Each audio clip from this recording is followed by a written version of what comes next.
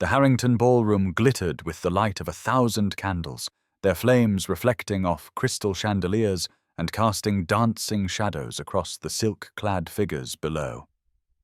March 15th, 1814, marked yet another spring ball in London's endless social season, and Eleanor Ashworth stood in her usual position near the potted palms,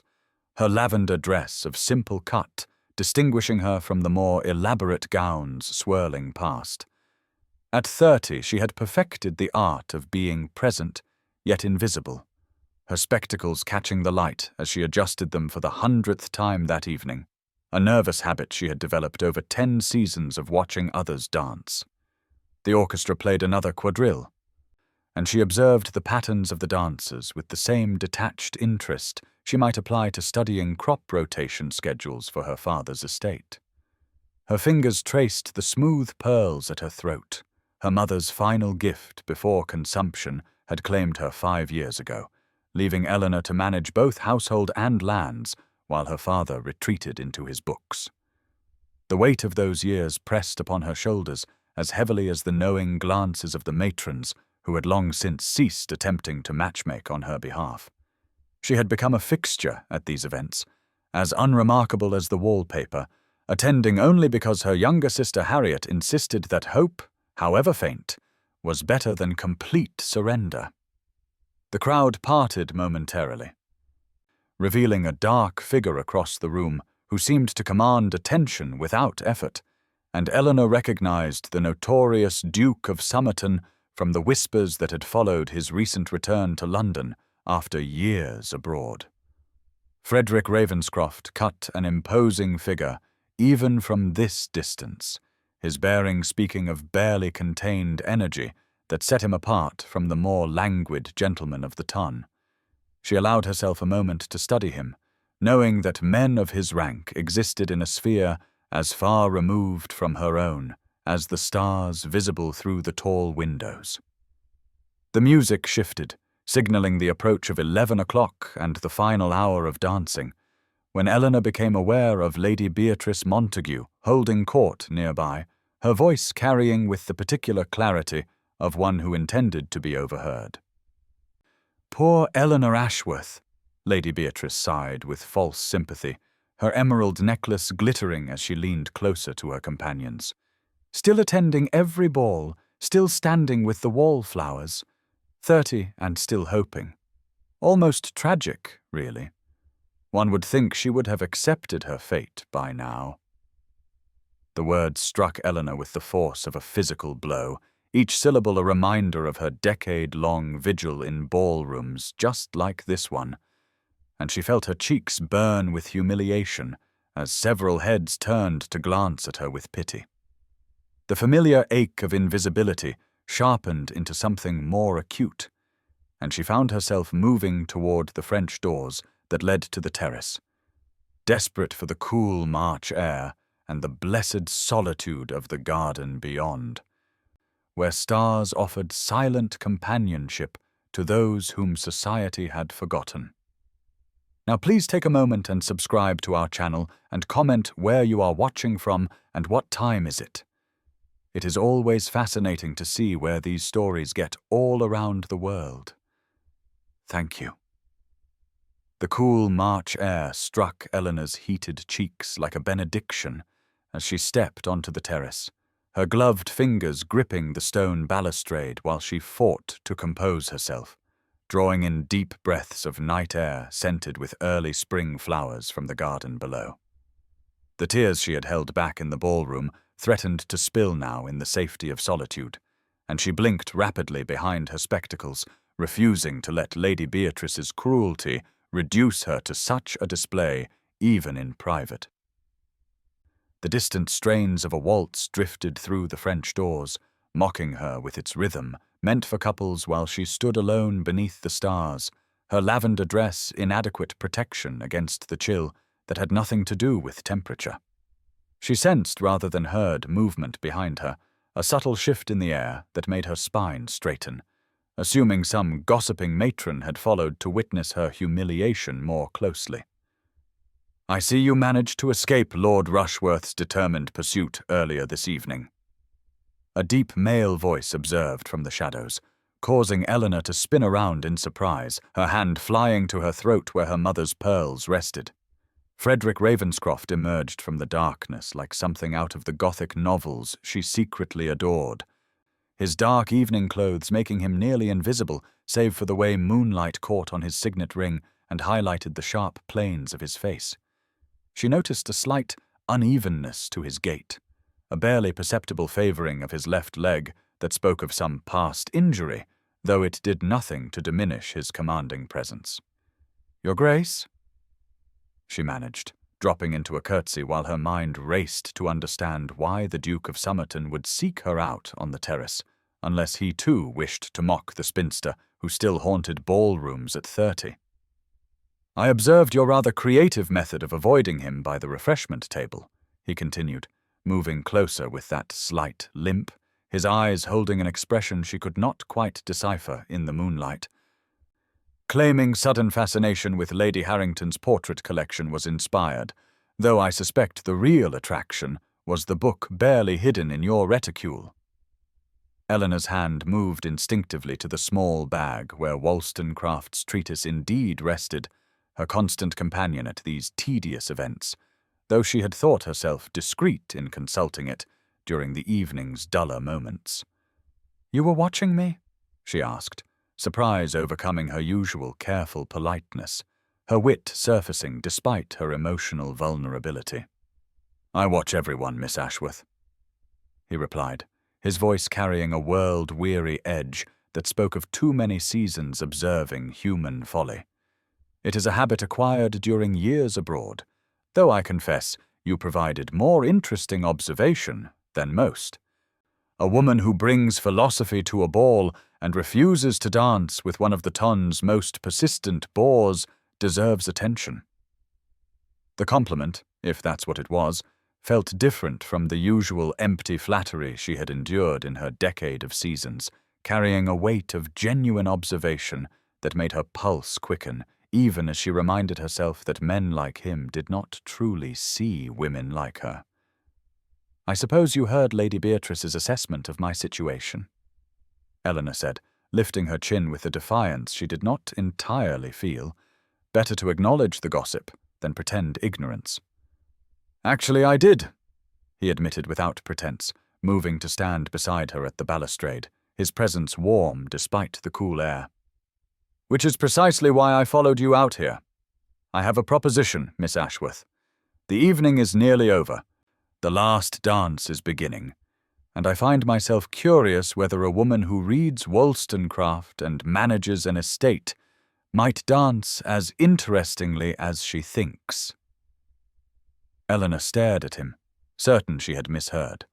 that this must be some cruel joke designed to provide tomorrow's gossip,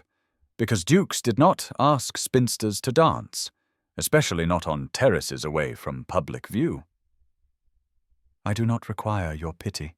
your grace," she said quietly, her voice steady despite the trembling in her chest. His response was not what she expected,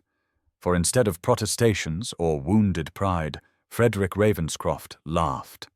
a low, genuine sound that seemed to surprise him as much as her, his dark eyes crinkling at the corners as he regarded her with what appeared to be sincere delight. "Pity, Miss Ashworth? I assure you, pity is the very last thing I feel at this moment. Will you dance with me or not? One dance before the evening ends entirely, here where the stars can witness instead of the gossips inside." The refusal rose to her lips automatically, a decade of self-protection demanding she decline what could only end in humiliation, yet something in his expression, a flicker of what might have been disappointment quickly masked, made her hesitate. "No," she said finally, watching surprise flash across his features, genuine surprise that suggested he was not accustomed to refusal. "No, Your Grace, I will not dance with you." And with that declaration hanging between them like a challenge, Eleanor Ashworth turned to face the notorious Duke of Somerton fully, her spectacles reflecting the moonlight as she waited to see what he would make of being perhaps the first woman in London to refuse him anything. The silence that followed Eleanor's refusal stretched between them like a taut wire, broken only by the distant strains of the waltz beginning inside, the final dance of the evening that seemed to mock them both with its elegant rhythm. Frederick Ravenscroft regarded her with an expression she had never seen directed at her before, a mixture of genuine intrigue and something that might have been respect, his dark eyes studying her as if she were a particularly fascinating text he had discovered in some forgotten library. "You continue to surprise me, Miss Ashworth," he said finally, his voice carrying a note of what sounded suspiciously like delight. "Though I confess I am curious about your reasoning. Is it my reputation that concerns you, or do you simply not care for dancing?" The question held no wounded pride, only genuine curiosity, and Eleanor found herself relaxing slightly despite her defensive posture, her hands clasped before her to keep them from trembling. "Neither, Your Grace," she replied, lifting her chin with a courage she did not entirely feel. "I simply see no purpose in providing tomorrow's entertainment for the gossips. A duke dancing with a spinster on a darkened terrace would fuel Lady Beatrice's conversation for weeks." He moved closer, his slight limp more pronounced now that she knew to look for it, and she caught the scent of his cologne, something complex and foreign that spoke of his years abroad. "And if I told you that I care nothing for Lady Beatrice's opinions or those of her ilk?" he asked, his voice dropping to a more intimate register that made her pulse quicken despite her resolution. "Then I would say you have the luxury of not caring," Eleanor responded, her wit sharpening as it always did when she felt cornered. "A duke can afford to dismiss society's judgment. A woman of 30 with no fortune and an estate barely holding together cannot." The words hung in the air between them, more honest than she had intended, and she saw something shift in his expression,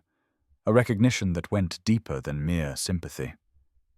"You manage your family's estate," he said, and it was not a question, but a statement that made her eyes widen behind her spectacles. "I made inquiries," he admitted without apology. "Any woman who can keep Ashworth from complete ruin while her father buries himself in his library deserves more than standing forgotten among the wallflowers."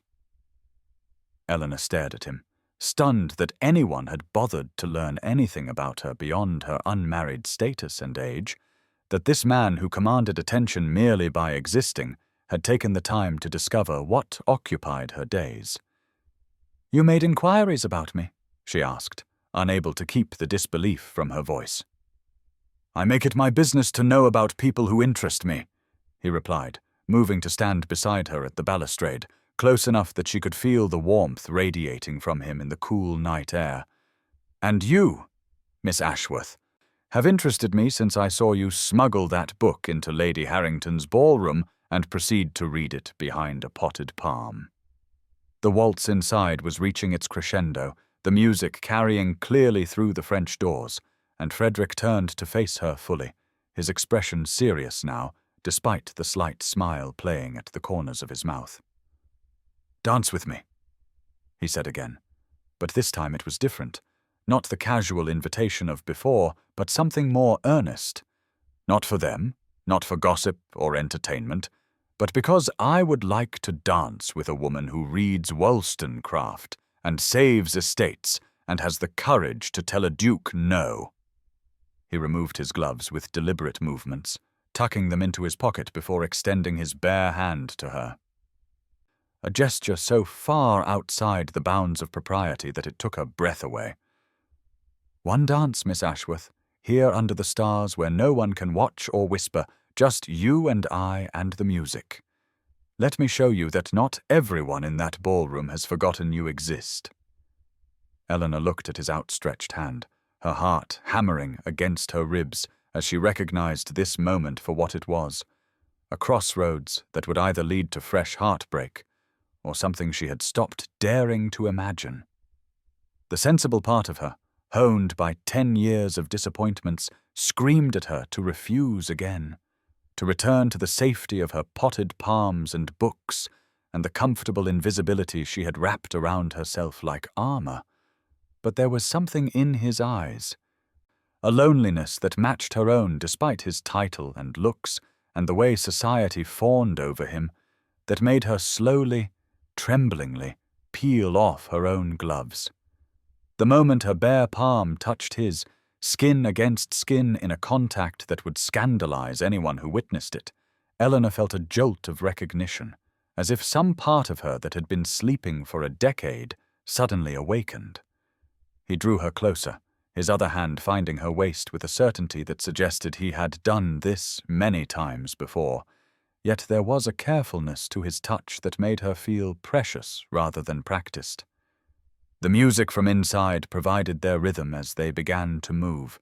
There on Lady Harrington's terrace, with the garden maze spread below them and the stars as their only witnesses. And Eleanor discovered that the Duke of Somerton danced exactly as she might have expected, with a controlled grace that accommodated his slight limp and made her feel as if she were floating. For the first time in 10 years, she did not think about her spectacles, or her age, or the plainness of her features, or the fact that her dress was 3 seasons out of fashion. She simply existed in this moment, in the circle of his arms, feeling seen in a way that terrified and thrilled her in equal measure. "You dance beautifully," he murmured, his breath warm against her temple. And she might have laughed at the absurdity of it, except that he sounded utterly sincere, as if he truly meant it rather than simply saying what was expected. "Eleanor!" The sharp voice cut through their private world like a blade. And they sprang apart as Lady Harriet Greville burst onto the terrace, her face a study in shock as she took in the scene before her, the Duke of Somerton and her spinster sister standing far too close, their bare hands still touching. "Harriet," Eleanor managed, her voice barely steady as she hastily retrieved her gloves, aware that her cheeks were burning with a heat that had nothing to do with embarrassment and everything to do with the way Frederick's hand had felt against hers. Her sister's eyes darted between them, wide with a combination of disbelief and what might have been hope, before settling on the Duke with the assessing look of a woman who had successfully navigated the marriage mart and knew how to read the signs. Frederick, for his part, seemed utterly unperturbed by the interruption. Bowing to Harriet with perfect propriety despite the decidedly improper situation she had discovered, his dark eyes still holding traces of the warmth that had been directed at Eleanor moments before. "Lady Greville," he said smoothly, "I was just thanking your sister for the dance. She has been most kind to indulge me." The words were perfectly correct, giving away nothing of what had truly transpired. Yet the way he looked at Eleanor as he said them made her heart skip. "Until we meet again, Miss Ashworth," he added, bowing to her as well, and there was a promise in those words that made her tremble, a certainty that this was not an ending, but a beginning she had not dared to hope for. He left them there on the terrace, his slight limp barely noticeable as he strode back into the ballroom, leaving Eleanor to face her sister's stunned expression and the knowledge that her carefully constructed walls had been breached by a man who made inquiries about spinsters and danced with them under the stars, who saw through her invisibility to something beneath that he apparently found worth pursuing. The morning light filtered weakly through the breakfast-room windows as Eleanor pushed her eggs around her plate, having managed perhaps 3 hours of fitful sleep after lying awake replaying every moment of her encounter with the Duke of Somerton, analyzing each word and gesture until she had convinced herself that she had imagined the warmth in his eyes and the promise in his parting words. Harriet sat across from her, practically vibrating with barely contained excitement. Her own breakfast abandoned as she leaned forward with the expression of a hound who had caught a particularly intriguing scent. "Eleanor, you cannot simply sit there pretending nothing extraordinary occurred last night," her sister burst out finally, unable to contain herself any longer. "The Duke of Somerton,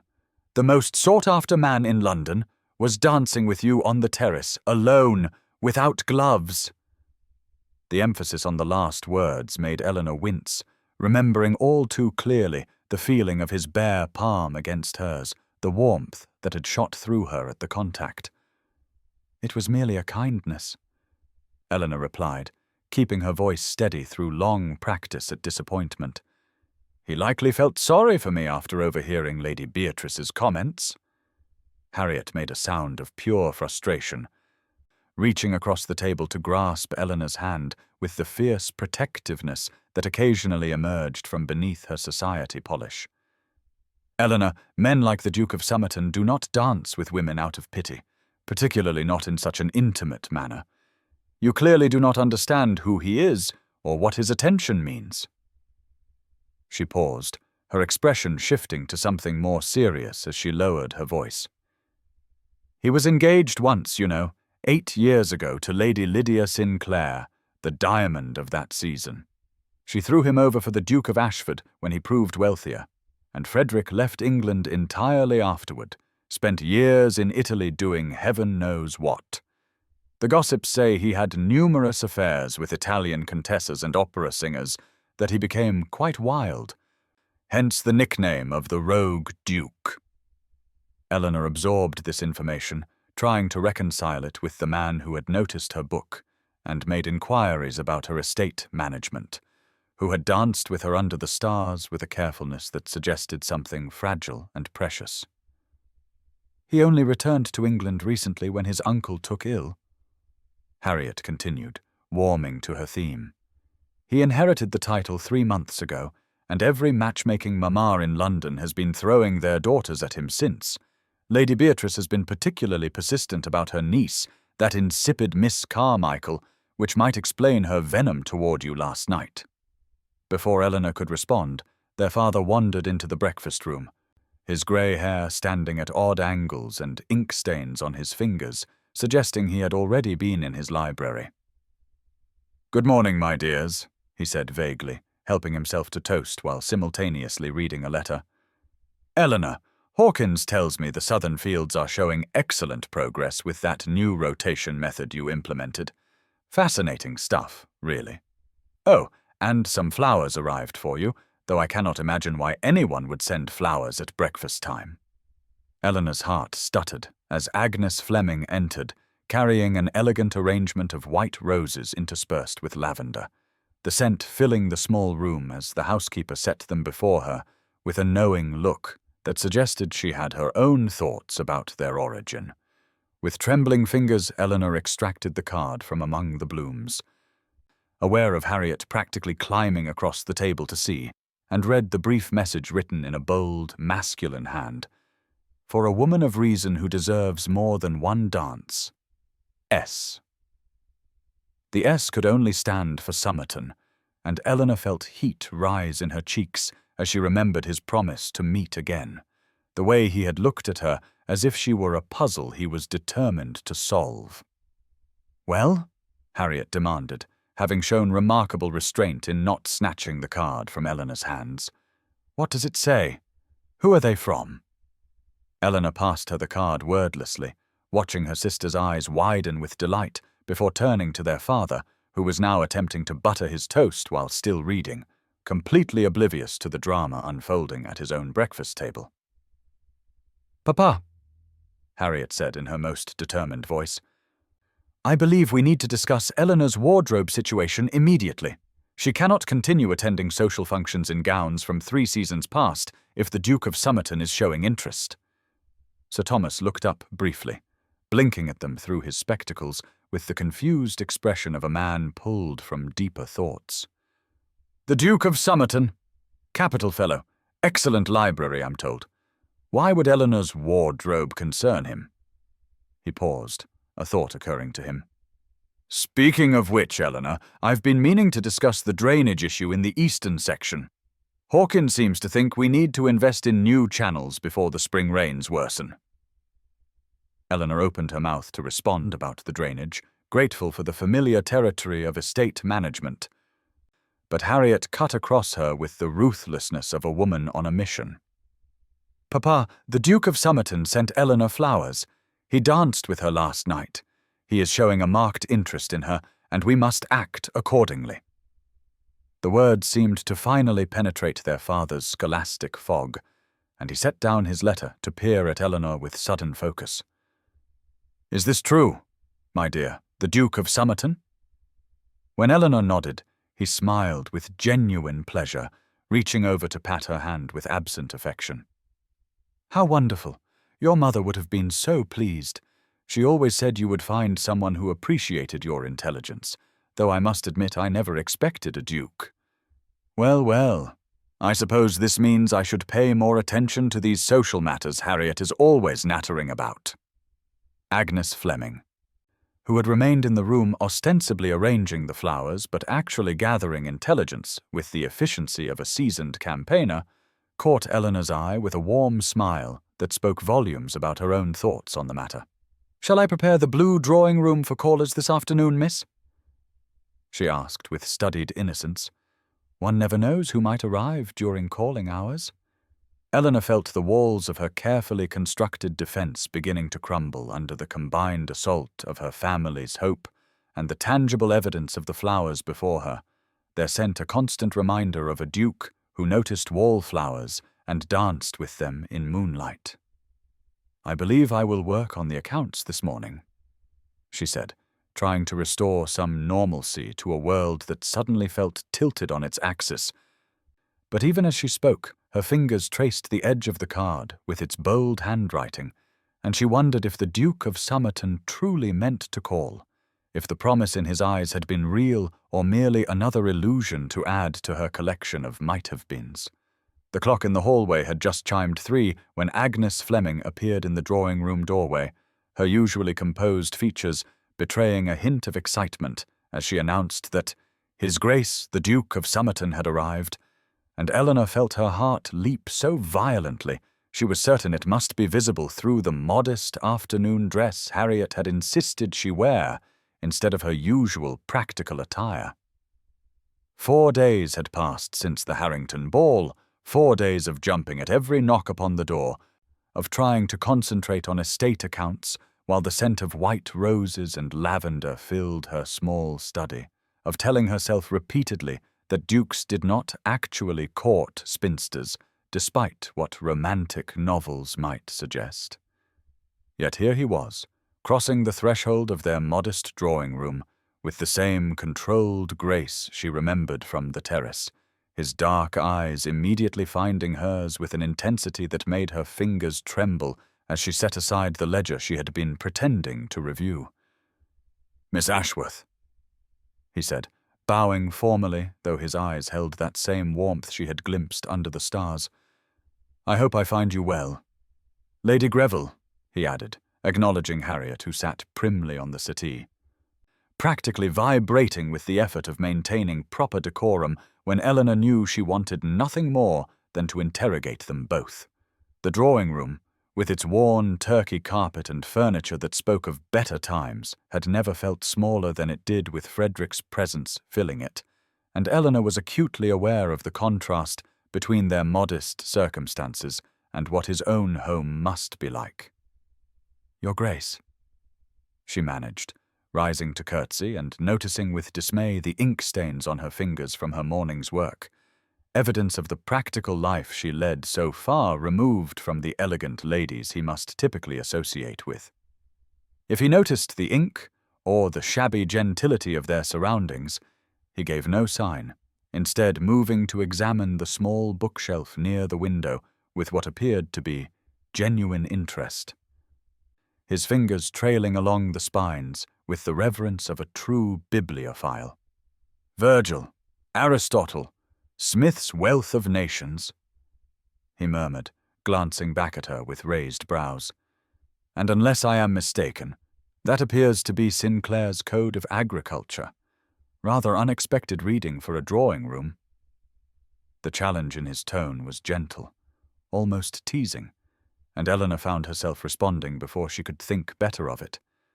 Only unexpected if one believes women incapable of understanding anything beyond fashion plates and Gothic novels, Your Grace. The words hung in the air for a moment, before his face broke into a genuine smile, the first she had seen from him, transforming his sardonic features into something that made her breath catch. "Precisely the response I hoped for," he said, moving away from the bookshelf to take the chair Harriet indicated, though his attention remained fixed on Eleanor. "I confess I noticed your account ledger when I entered. Are those the Ashworth estate books?" Eleanor felt heat rise in her cheeks, embarrassed to be caught with such mundane work during calling hours. But there was something in his expression that looked almost like admiration that made her lift her chin as she replied, "They are. I was reviewing the quarterly expenses. The spring planting requires careful budgeting." Instead of the polite dismissal or bored acknowledgement she expected, Frederick leaned forward with obvious interest, and the next several minutes passed in a surprisingly engaging discussion of agricultural economics, with Eleanor gradually forgetting her self-consciousness as she explained their new crop rotation system and the drainage improvements she hoped to implement.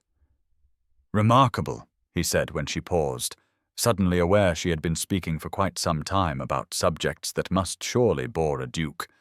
"I spent considerable time on my estate in Italy, a villa near Florence, and implemented similar improvements.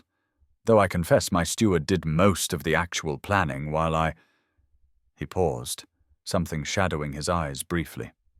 "While I spent my days in the library, reading everything I could find, trying to forget England existed." The admission was unexpectedly personal, a crack in the polished facade he presented to the world, and Eleanor found herself leaning forward slightly, drawn by this glimpse of vulnerability from a man who seemed so entirely self-possessed. "You must miss it," she said softly. "Italy, I mean.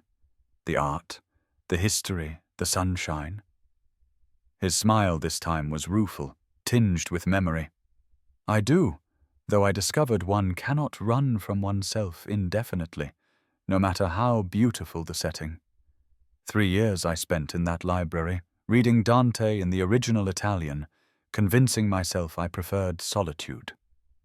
He reached into his coat then, withdrawing a small wrapped package that he extended toward her with an almost diffident air that seemed at odds with his usual confidence.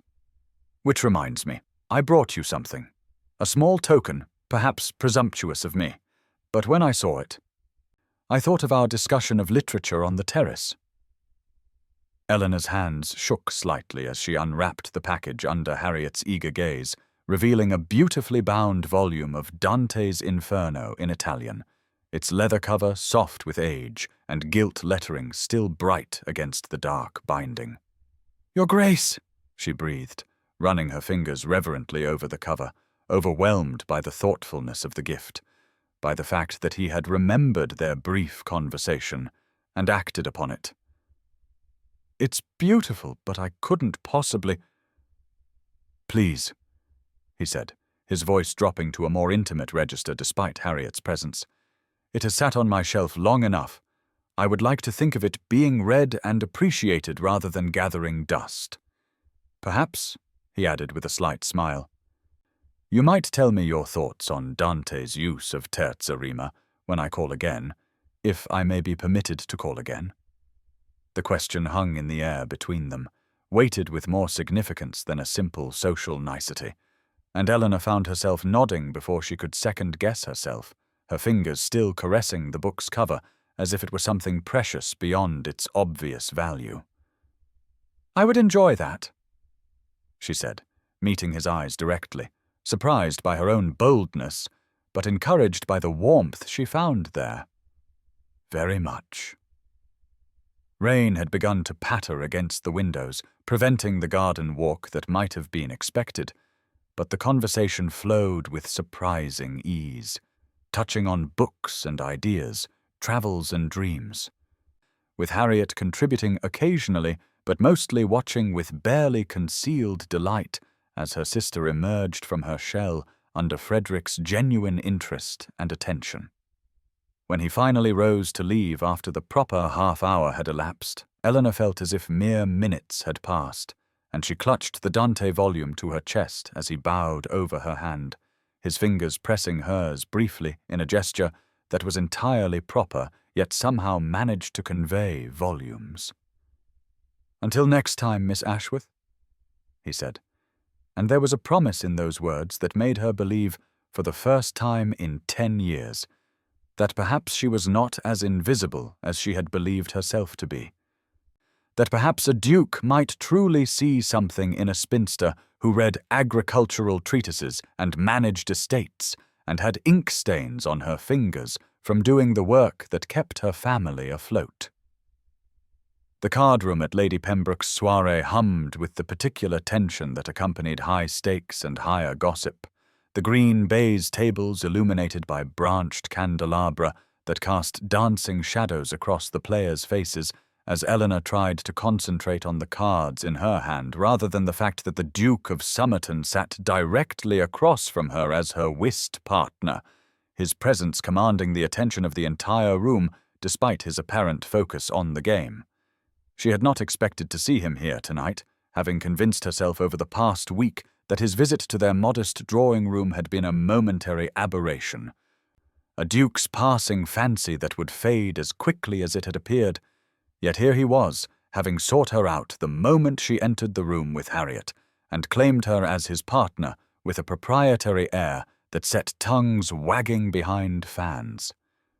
Lady Beatrice Montague sat at the adjacent table, her emerald necklace catching the light with each movement as she dealt cards with practiced efficiency, while her eyes tracked every interaction between Eleanor and Frederick with the calculating gaze of a cat watching mice, her thin lips pursed in disapproval whenever she caught Eleanor's eye. "Your play, Miss Ashworth," Frederick prompted gently, his voice carrying that particular warmth she had come to recognize over their few encounters, and Eleanor forced herself to focus on the game,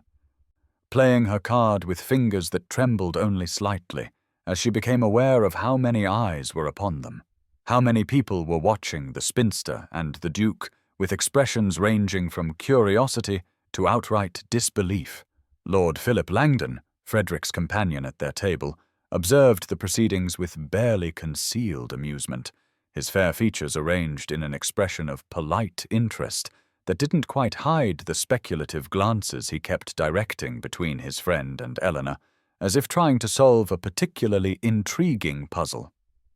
The hand progressed with Eleanor gradually relaxing into the familiar rhythm of the game, her natural strategic mind asserting itself as she and Frederick fell into an easy partnership, communicating through glances and small gestures with an efficiency that spoke of compatibility beyond the card table, their victories accumulating as naturally as their conversation flowed between hands. "Such charity, Your Grace." Lady Beatrice's voice cut through the comfortable atmosphere like a blade through silk, her words pitched to carry to the surrounding tables as she rose from her seat to approach them during the break between rubbers, her smile sharp as the diamonds at her throat. "How kind of you to partner with poor Miss Ashworth, though I suppose at her age one must take whatever attention one can garner, however fleeting." The words hung in the air like a challenge, and Eleanor felt heat flood her cheeks as the room seemed to hold its collective breath waiting to see how the Duke would respond to such a blatant insult disguised as sympathy, her hands clenching in her lap as the familiar pain of public humiliation washed over her. Frederick set down his cards with deliberate precision, his dark eyes taking on a dangerous glint that Eleanor had not seen before, as he regarded Lady Beatrice with the kind of cold assessment one might direct at an particularly unpleasant insect, his voice when he spoke carrying enough ice to frost the windows despite the warmth of the room. "I find it curious, Lady Beatrice, how those who possess the least often feel compelled to comment on the worth of others," he said, his tone conversational but edged with steel. "Miss Ashworth's company is both sought and valued by those capable of recognizing intelligence, wit, and genuine character over the shallow trappings that seem to impress the merely decorative members of our society." Lord Langdon coughed suddenly, covering what sounded suspiciously like a laugh as Lady Beatrice's face flushed an unbecoming shade of red, her mouth opening and closing like a landed fish, as she processed the fact that the Duke of Somerton had just delivered a crushing set-down in defense of a spinster, the social implications rippling through the room like waves on a pond. "Your Grace," Eleanor began, mortification and something else, something warmer and more dangerous, warring in her chest as she witnessed this public defense of her worth, unsure whether to feel grateful or humiliated that she needed defending at all. "I appreciate your kindness, but—" He turned to her then, his expression softening as he took in her distress, and to her amazement, he smiled. That sardonic curve of lips that she was beginning to recognize meant he was about to say something that would upend her carefully ordered world. "Kindness has nothing to do with it, Miss Ashworth," he said, his voice pitched for her ears, though he made no effort to prevent others from overhearing. "I merely state facts, though I confess I spoke not in your defense, but in my own, as Lady Beatrice's implications reflect poorly on my judgment, and I find I am rather protective of my reputation for excellent taste in all things, particularly in my choice of companions." The crowd began to disperse, Lady Beatrice retreating with what dignity she could muster while the other players returned to their tables. Though the whispers continued to circulate like autumn leaves on the wind, and Eleanor found herself being led by Frederick to a quieter corner of the room where a window alcove provided some semblance of privacy. "You need not have done that," she said quietly, looking up at him with eyes that burned with unshed tears, not of sadness, but of a complex emotion she could not name. "I am quite accustomed to Lady Beatrice's barbs. They have lost their sting after all these years." His hand brushed hers where it rested on the windowsill, the brief contact sending sensation shooting up her arm as he studied her face with an intensity that made her want to both flee and move closer, his voice rough with something that sounded like anger, though she sensed it was not directed at her. "That you have grown accustomed to such treatment does not make it acceptable," he said firmly. "You deserve to be seen, Miss Ashworth, truly seen and valued for who you are, not dismissed by those too blind to recognize worth when it stands before them in a lavender dress, and speaks with more intelligence than half the House of Lords." The reference to the Harrington ball, to that first night when he had seen her as no one else had in 10 years, made her breath catch as she realized that this was not charity or pity or the whim of a bored aristocrat, but something else entirely. Something that terrified her even as it made her heart race with possibilities she had thought forever closed to her. The morning sun cast long shadows across the freshly turned earth of the Ashworth estate as Eleanor strode purposefully between the furrows, her practical brown dress already bearing traces of soil at the hem, while she gestured emphatically to the group of workers gathered around her, explaining the new drainage system that would transform this perpetually soggy corner of their land into productive acreage, her voice carrying the authority that came from years of managing every aspect of the property since her mother's death. She had not expected visitors this morning, had specifically chosen to return to Hertfordshire for the spring planting, precisely because it offered respite from the London season and the confusing emotions that a certain duke had awakened in her carefully ordered life, which was why the sight of Frederick Ravenscroft himself riding up the lane on a magnificent black stallion made her freeze mid-sentence, her hand still raised in illustration of the gradient needed for proper water flow.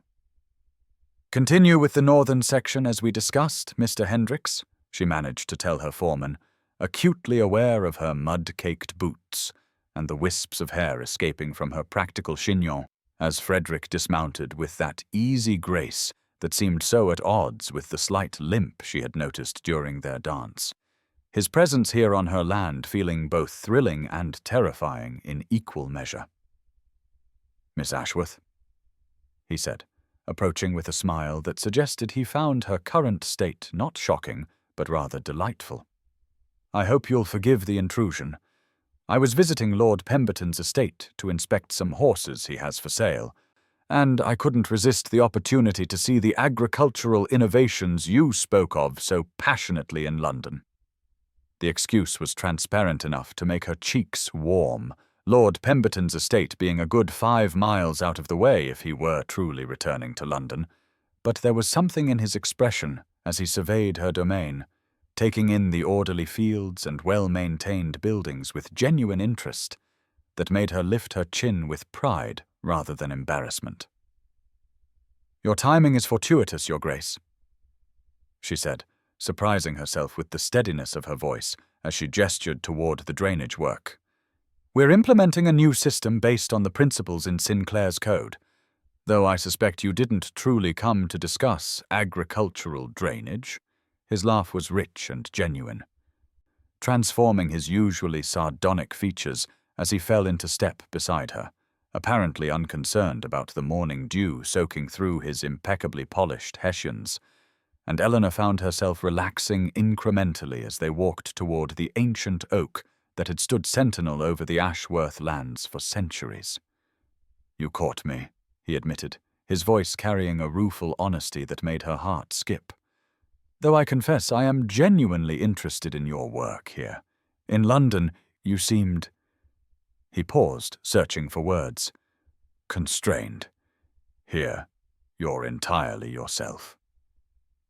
The observation was so perceptive it took her breath away, and she found herself speaking before she could think better of it, the words tumbling out as they stood beneath the spreading branches of the oak tree, its new leaves casting dappled shadows across his face.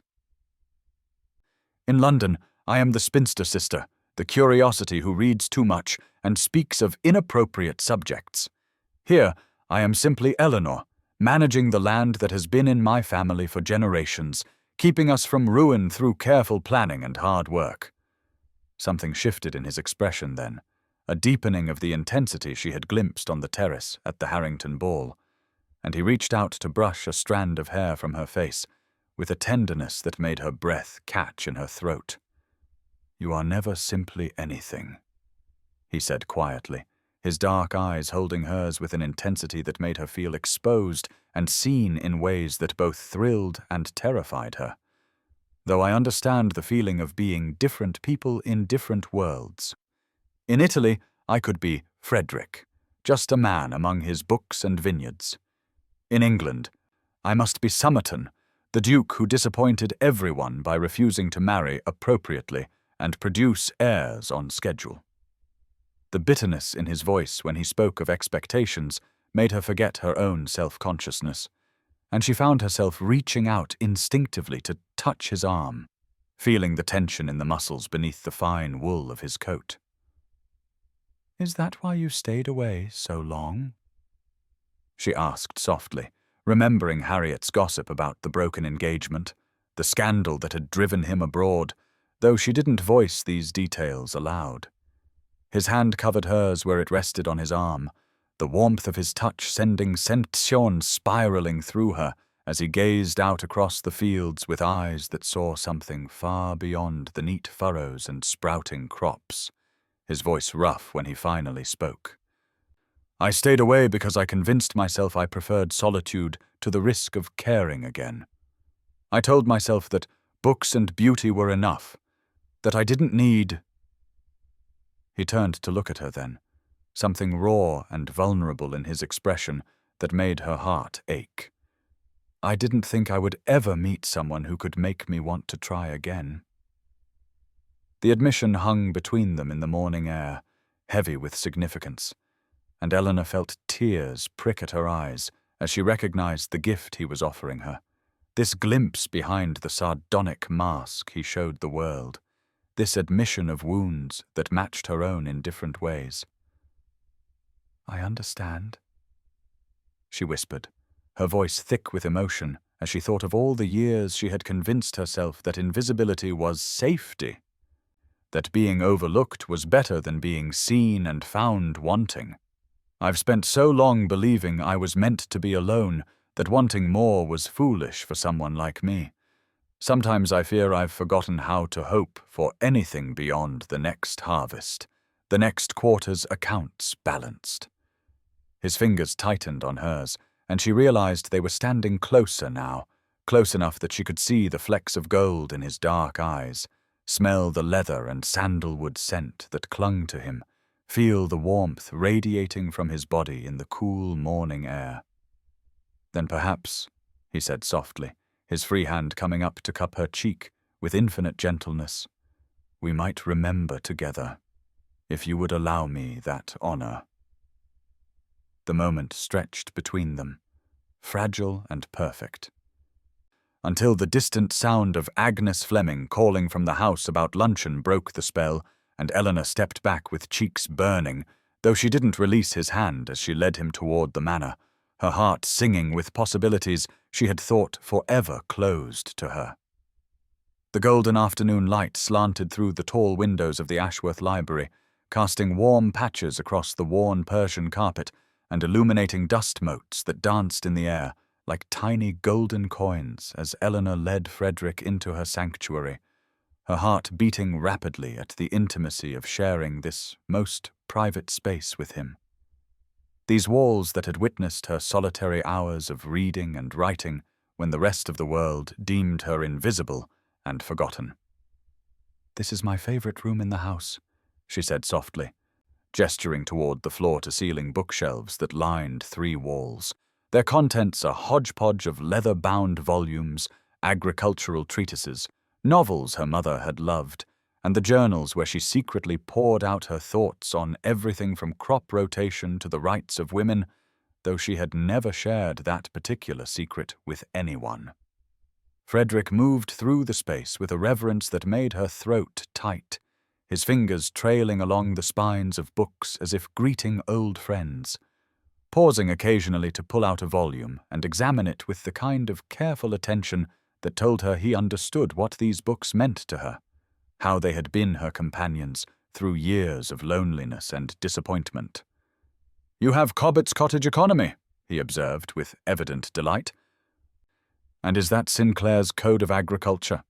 I tried to obtain a copy in Rome but had no luck." His genuine enthusiasm for her agricultural texts, the very books that made most of society laugh at her behind their fans, sent warmth spreading through her chest as she moved to her writing desk by the window, her hand resting on the stack of papers there before she could think better of it. "I have something of a confession," she heard herself saying, the words tumbling out before she could stop them, perhaps emboldened by his easy acceptance of her peculiarities. "I don't just read about agricultural reform. I write about it." She picked up the latest edition of the Farmer's Register, her hands trembling slightly as she opened it to the essay on innovative drainage techniques signed by E.A. Ashford, watching his face carefully as understanding dawned in his dark eyes. The silence stretched between them for what felt like an eternity before he set down the journal with infinite care and looked at her with an expression of such profound admiration that she felt tears prick at her eyes, unaccustomed as she was to being seen, truly seen, for who she really was beneath the spinster facade society had assigned her. "You're E.A. Ashford," he said, wonder coloring his voice as he stepped closer. "I've read your essays. Philip's estate manager swears by your method for preventing soil erosion. Do you realize how revolutionary your ideas are?" The fact that he had read her work, that her words had traveled beyond this room to influence estates she had never seen, overwhelmed her so completely that she sank into the window seat, her spectacles fogging slightly as she struggled to process this unprecedented validation. If anyone discovered that E.A. Ashford was actually a woman, and an unmarried one at that, I would be ruined, she said quietly, voicing the fear that kept her awake at night whenever she sent off another essay under her masculine pseudonym. "They barely tolerate my interest in estate management as it is. If they knew I was presuming to instruct men on agricultural matters—" Frederick crossed the room in 3 quick strides, kneeling before her with a grace that belied his slight limp, his hands capturing hers where they twisted in her lap, the warmth of his touch grounding her in the moment as he looked up at her with fierce intensity. "Your secret is safe with me," he said firmly, his thumbs stroking over her knuckles in a gesture so tender it made her breath catch. "Though I confess, I selfishly hope that someday you might write under your own name, that the world might know the brilliant mind behind these innovations. You have a gift, Eleanor. That you've been forced to hide it is a tragedy, but that you've persevered despite the obstacles." He paused, seeming to search for words adequate to express what he saw in her, and Eleanor found herself leaning forward, drawn by the magnetic pull of his admiration and something deeper, something that had been building between them since that first dance on the terrace. "Most people see only what they expect to see," she whispered, her voice thick with emotion as she thought of all the years she had hidden this part of herself. All the times she had bitten her tongue in drawing rooms when men spouted nonsense about farming techniques she had studied extensively. "But you see me." The late afternoon sun painted his features in shades of gold and amber as he rose slightly, bringing their faces level, his hand coming up to cup her cheek with infinite gentleness as he spoke words that would echo in her heart long after this golden afternoon had faded into memory. "I see a woman of remarkable intelligence and courage," he said softly, his dark eyes holding hers with an intensity that made the rest of the world fade away. "A woman who has spent years nurturing not just her family's land, but knowledge itself, who writes with passion and precision about subjects that matter,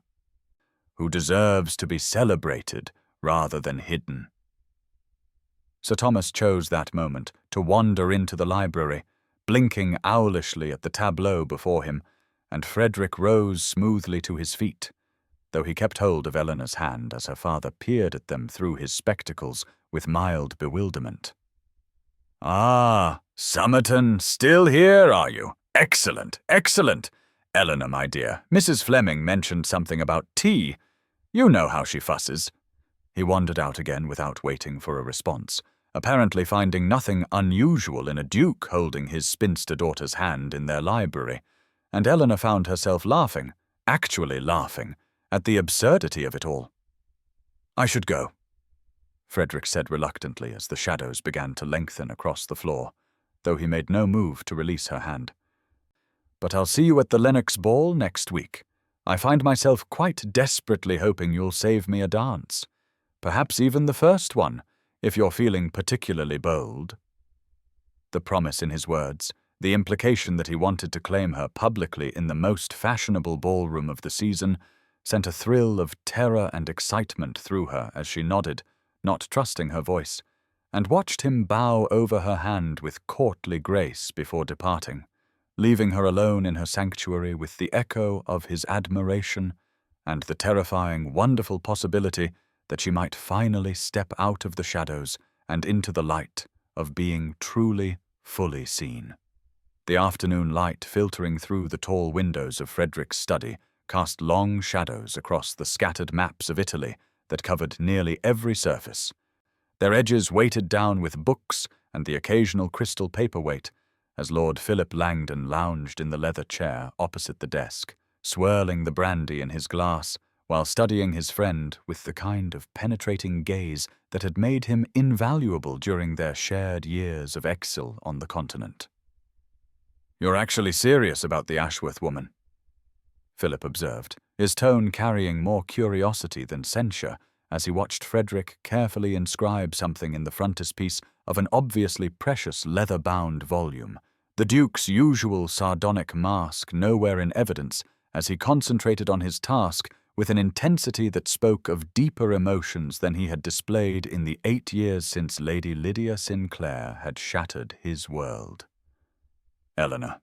Frederick corrected quietly,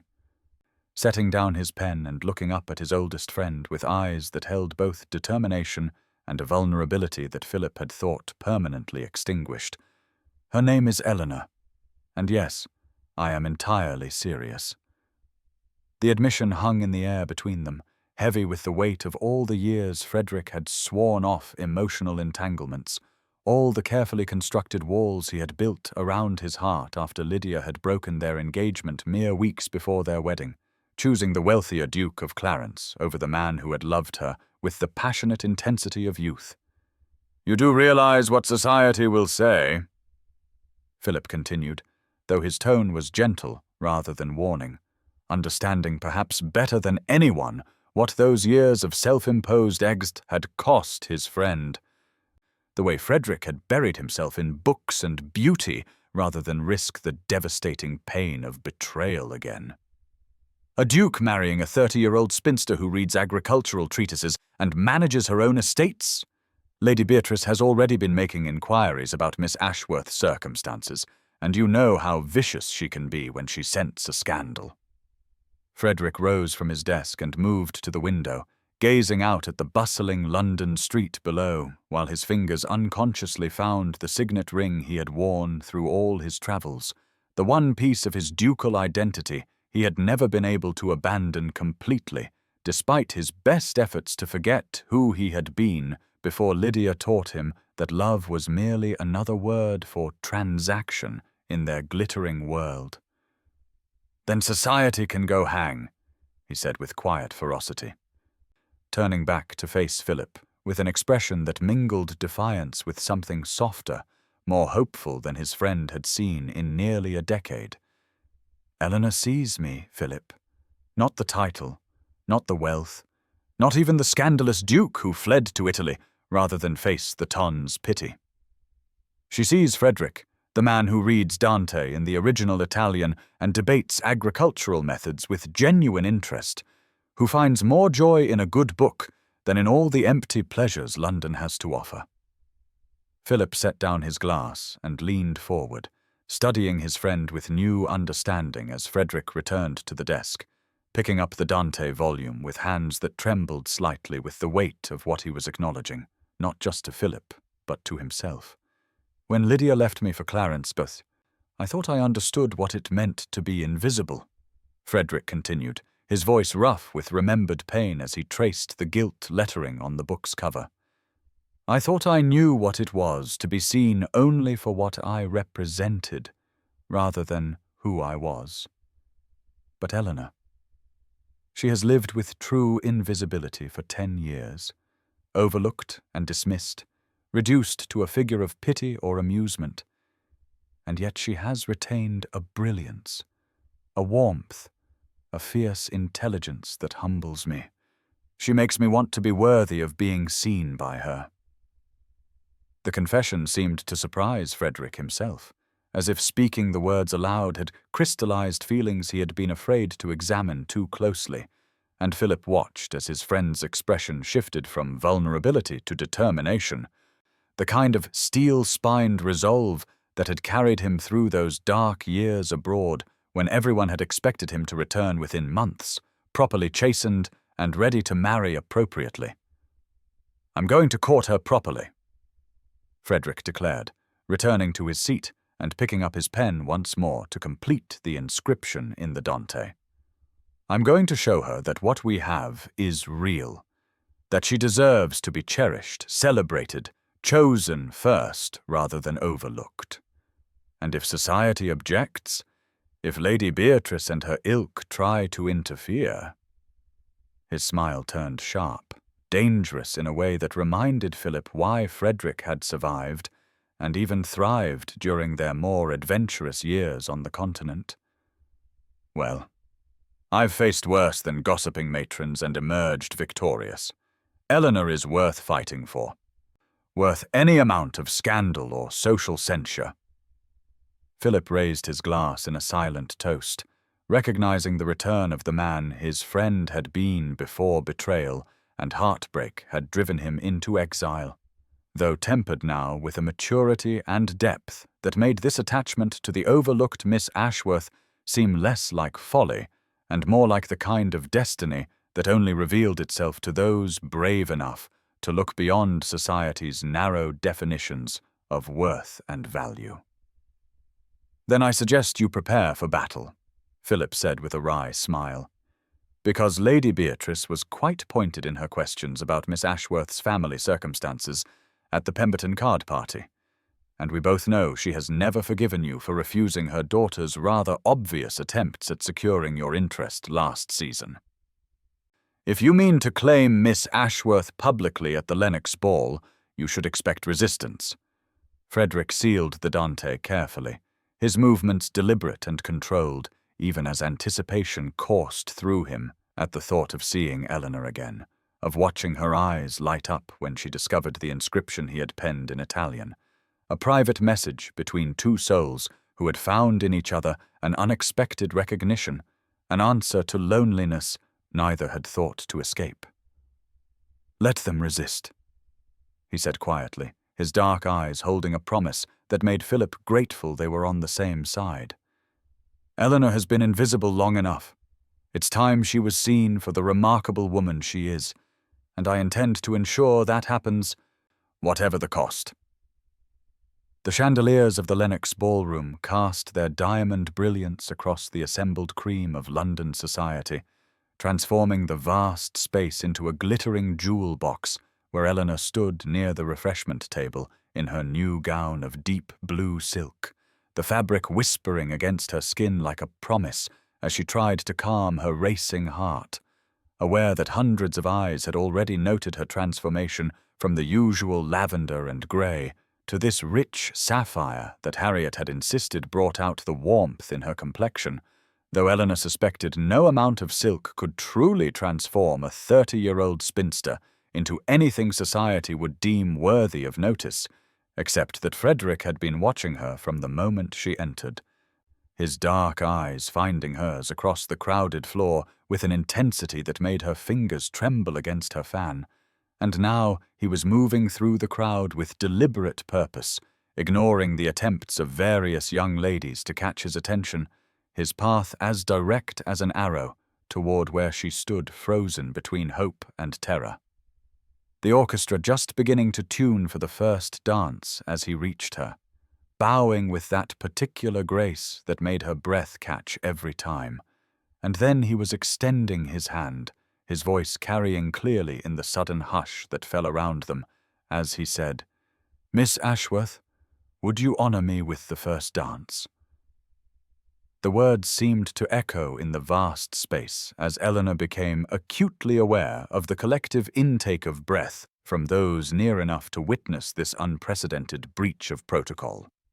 A duke choosing a known spinster for the opening dance, when at least a dozen eligible young ladies waited with barely concealed eagerness for such an honor,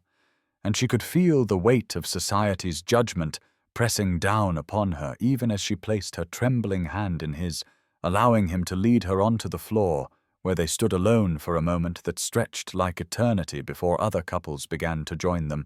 though she could hear the whispers spreading like wildfire through the ballroom, a susurration of shock and speculation that threatened to overwhelm her until Frederick's hand found the small of her back, his touch grounding her in the present as the music began, a waltz that would force them into an intimacy that proper young ladies were barely permitted, and spinsters certainly shouldn't claim.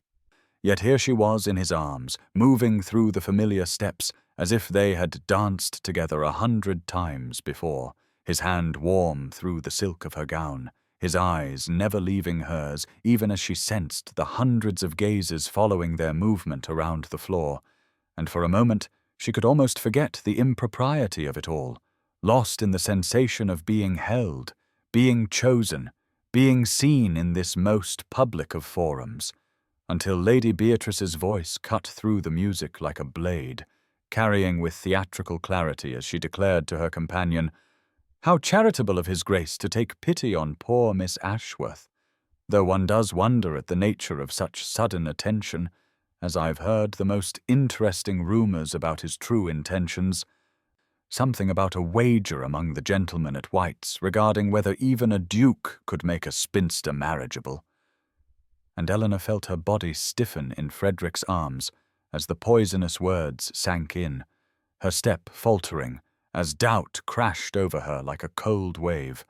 all her deepest fears crystallizing in that moment as she looked up at Frederick's face, seeing the shock and pain that flashed across his features before his expression hardened into something dangerous. But the damage was done. The seed of doubt planted as Eleanor heard herself whisper, "Is this real, or am I merely your entertainment?"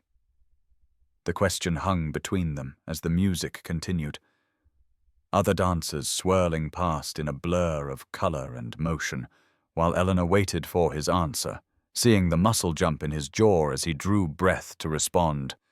But before he could speak, the dance brought them to the edge of the floor, where Lady Beatrice stood with her coterie of followers, their faces alight with malicious interest. And suddenly Eleanor couldn't breathe, couldn't bear another moment under the weight of those knowing smirks and whispered speculations. And as the music reached its crescendo, she pulled away from Frederick's embrace, her mother's pearls cold against her throat as she fled through the crowd, dimly aware of him calling her name, but unable to stop, unable to face the possibility that these magical weeks had been nothing more than a cruel game, that she had allowed herself to hope only to be crushed once again by the reality that women like her were never chosen, never truly seen, merely used as pawns in whatever games amused the ton. And as she pushed through the ballroom doors into the cooler air beyond, she caught a glimpse of herself in one of the Lennox famous mirrors, seeing not the transformative power of blue silk, but the same invisible woman she had always been, dressed in finery that couldn't disguise the fundamental truth that she would always be overlooked, would always be the spinster who had dared to dream beyond her station, and the tears she had held back through years of disappointment finally threatened to fall as she stumbled toward the garden,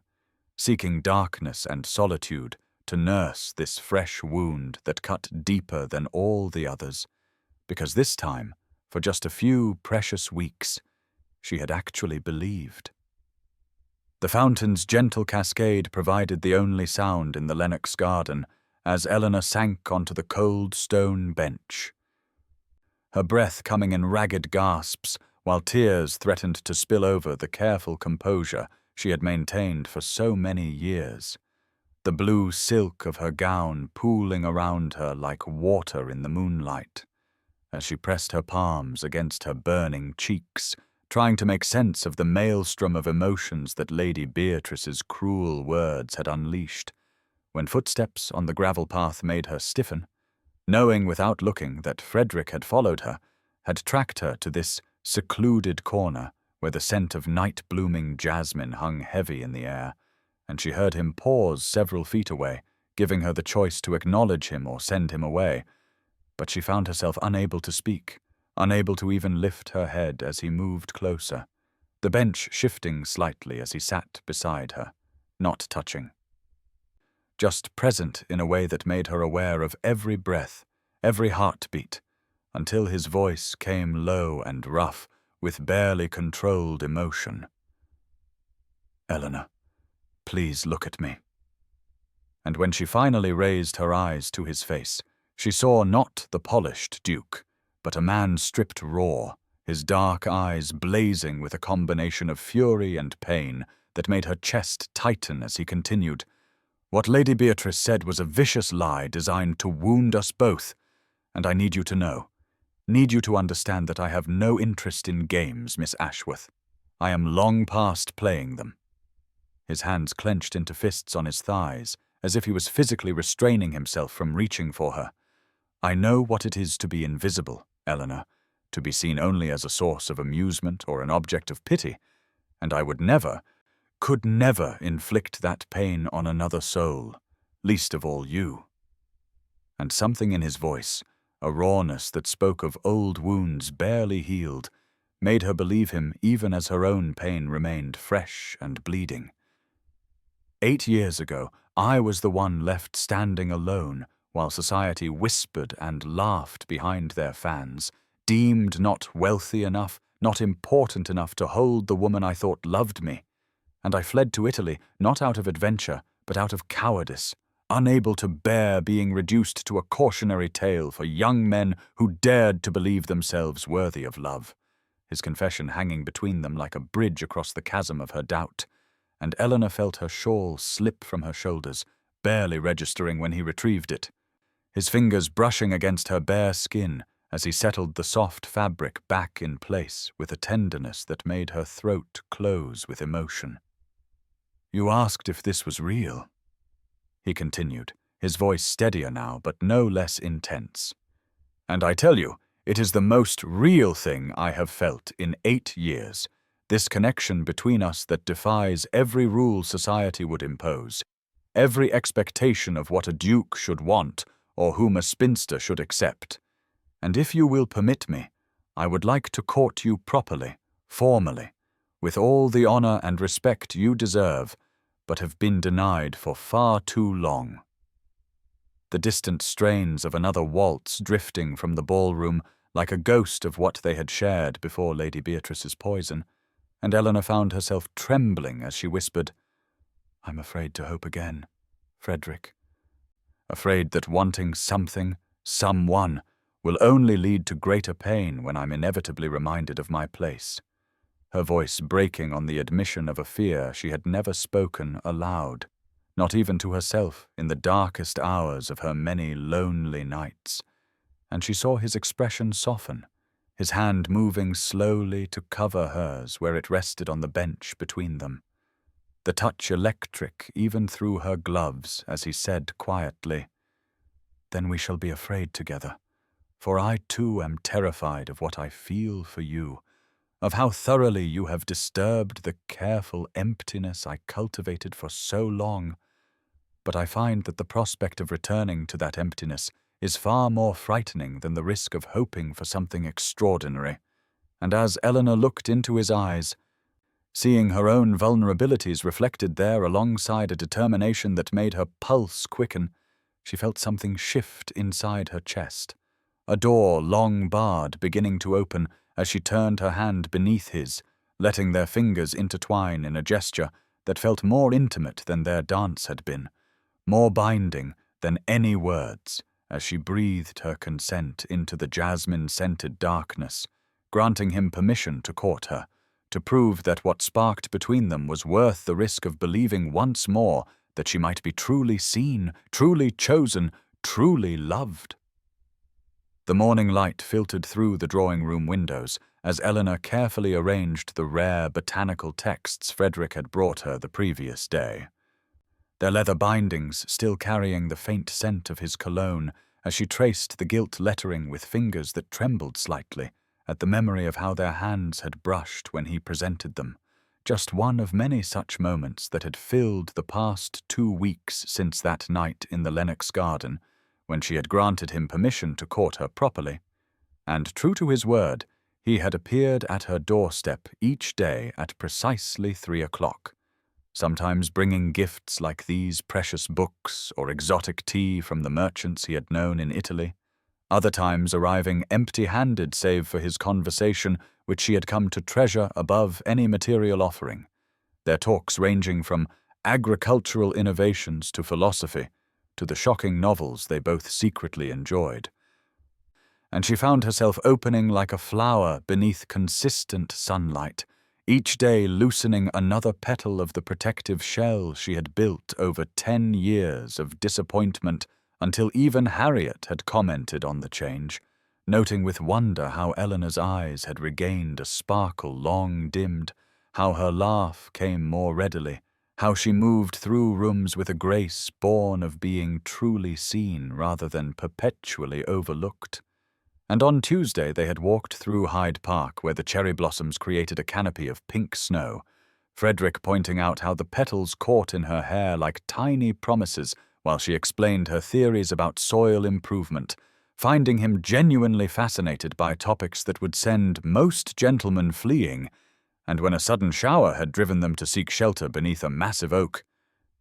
they had stood so close she could count the gold flecks in his dark eyes, the moment stretching taut between them, until Lord Pembroke had appeared with his umbrella, shattering the spell but not the warmth that lingered in her chest. And then there was the bookshop on Bond Street, where Frederick had discovered her weakness for Gothic romances, teasing her gently about her taste while purchasing the entire set she had been eyeing longingly. and in the dim light between the towering shelves, he had backed her against the poetry section, his hand braced beside her head as he leaned close enough that she could feel his breath against her cheek, whispering that he had found a first edition of Wollstonecraft that he thought she might enjoy.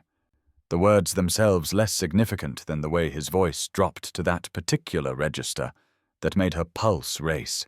and they might have kissed there among the dusty volumes if the shop clerk hadn't chosen that moment to inquire if they needed assistance, sending them apart like guilty children, though the heat in Frederick's eyes suggested he was anything but sorry for the near impropriety. And through it all, society watched with avid interest, some matrons beginning to nod approvingly at what they now termed a mature attachment, while others, led by Lady Beatrice, continued to whisper about ulterior motives and inevitable disappointment. But Eleanor found their opinions mattering less with each passing day as Frederick proved his constancy, not through grand gestures, but through the accumulation of small attentions, remembering how she took her tea, noticing when she had been working too long at her accounts by the way she rubbed her temples, bringing her spectacles cleaner from Germany that actually worked unlike the English version she had been using, and perhaps most tellingly, engaging her father in discussions about estate management that somehow always led to showcasing Eleanor's expertise, until even oblivious Sir Thomas had begun to look at his eldest daughter with new appreciation. And when Eleanor had attempted to teach Frederick about crop rotation in the Ashworth drawing-room, using salt cellars and spoons to represent different fields, he had listened with such focused attention that she forgot to be self-conscious about her enthusiasm. And when she looked up from her makeshift demonstration, she found him watching her with an expression of such tender admiration that her explanation faltered, and he had reached across the table to capture her hand, threading their fingers together as naturally as if they had been doing it for years rather than days. And in moments like those, Eleanor felt the last of her defenses crumbling, the careful walls she had built against hope, proving no match for the patient siege of a man who seemed to find her knowledge as attractive as other men found batting eyelashes, who valued her opinions as much as her presence, who looked at her spectacles and ink-stained fingers and saw not flaws to be overlooked, but details that made her uniquely herself.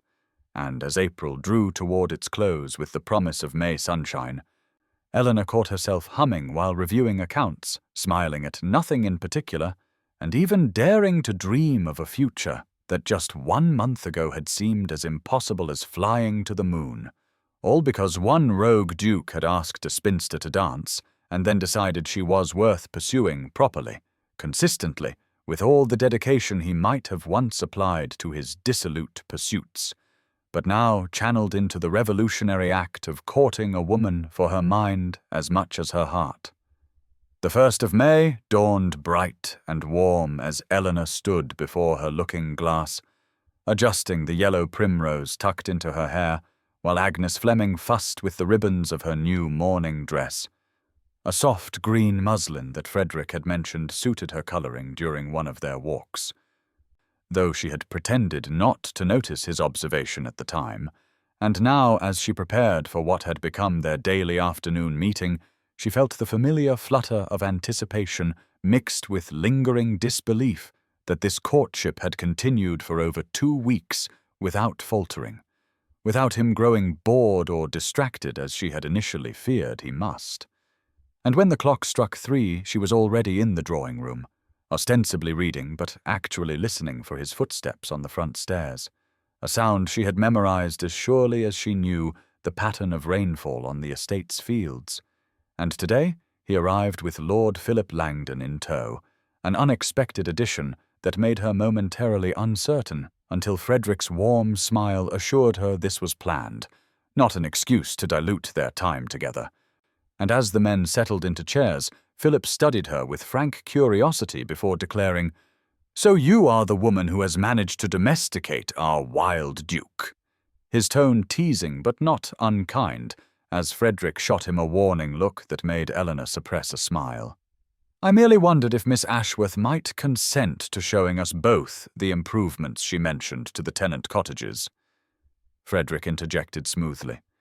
as Philip has been dealing with similar issues on his own estate. And Eleanor felt a rush of pleasure that he had not only remembered her casual mention of the cottage renovations, but had thought to share her expertise with his friend. And soon they were walking through the London streets toward the mews where Frederick kept his carriage, Philip regaling them with stories of Frederick's Italian escapades that painted a picture of a man running from pain rather than toward pleasure, though he couched the tales in humour. And Eleanor found herself laughing at the image of Frederick attempting to learn vineyard management from bemused Italian farmers who spoke no English, while Frederick protested that his Italian was perfectly serviceable, thank you very much, and the ease between the three of them felt natural, unforced, as if she had always been part of their circle rather than an outsider looking in. And when they reached the construction site where she had convinced her father to invest in proper drainage and ventilation for the worker cottages, she forgot her self-consciousness entirely as she explained the principles behind the improvements, using technical terms that would have sent most ladies fleeing, but which had both men leaning in with genuine interest. And she caught Frederick watching her with that particular expression she had begun to recognize, a mixture of admiration and something deeper that made her pulse quicken, even as she discussed lime mortar and load-bearing walls. And when Philip asked a particularly insightful question about cost management, she answered eagerly, pulling out the small notebook she always carried to show him the figures, not noticing how Frederick's hand had come to rest on the small of her back, in a gesture both protective and possessive, though Philip's raised eyebrow suggested he had marked it well. And as they toured the partially completed cottages, Eleanor felt the rightness of this moment, of being valued for her knowledge rather than despite it, of having her work seen as worthwhile rather than an embarrassing eccentricity. And when a worker approached with a question about the window placements, she answered with confident authority, missing the look that passed between the two men behind her, Philip's expression shifting from skepticism to understanding, as he watched his friend track Eleanor's every movement with barely concealed devotion. And later, as they returned to the carriage, Philip excused himself, claiming another engagement, but not before pressing Eleanor's hand and saying quietly, "I see now why Frederick speaks of little else these days, Miss Ashworth, and I hope you know you have my full support," the words carrying weight beyond their surface meaning, as she glanced at Frederick, who had suddenly become fascinated with adjusting his gloves. And as Philip departed, leaving them alone beside the carriage, Frederick helped her inside with particular care, his hand lingering on hers as he said, "Thank you for sharing your work with us today, though I confess I had an ulterior motive beyond Philip's education." And when she raised a questioning brow, he continued, "I wanted him to see what I see, to understand why I have been, as he puts it, quite desperately boring about you these past weeks," the admission making her cheeks warm as he settled beside her in the carriage, closer than strictly proper. And as they rode back through the bustling streets, Eleanor felt the solid warmth of his presence like a promise. The easy way he had integrated her into his life, suggesting a future she was only just beginning to believe might be possible. While outside, the May sunshine blessed London with unseasonable warmth, and the flower sellers called their wares, and life continued its ancient dance, though for Eleanor the world had narrowed to the space of this carriage, and the man beside her who had somehow made her visible, not just to himself, but to others, who had taken her work and her worth and held them up to the light for all to see, declaring them valuable by the simple act of his sustained and public attention. The May Day festivities had drawn most of society to Hyde Park for the traditional celebrations, leaving the usually crowded paths of Green Park blessedly empty as Eleanor walked beside Frederick in the late afternoon sunshine, their steps matching naturally as they had begun to do over these past weeks of courtship, though she still felt a small thrill each time his arm brushed hers, or when he guided her around a puddle with that particular attentiveness that suggested she was precious to him. And today he seemed unusually quiet, his typical sardonic commentary replaced by a thoughtful silence that made her wonder what occupied his mind as they passed beneath the flowering hawthorn trees that scattered white petals like nature's own confetti, until finally she could bear the suspense no longer and asked if something troubled him, watching as he paused mid-stride to turn toward her with an expression so serious it made her heart skip. "Nothing troubles me precisely," he said slowly, "except perhaps that I find myself wanting to share something with you that I have told no one else in England, not even Philip."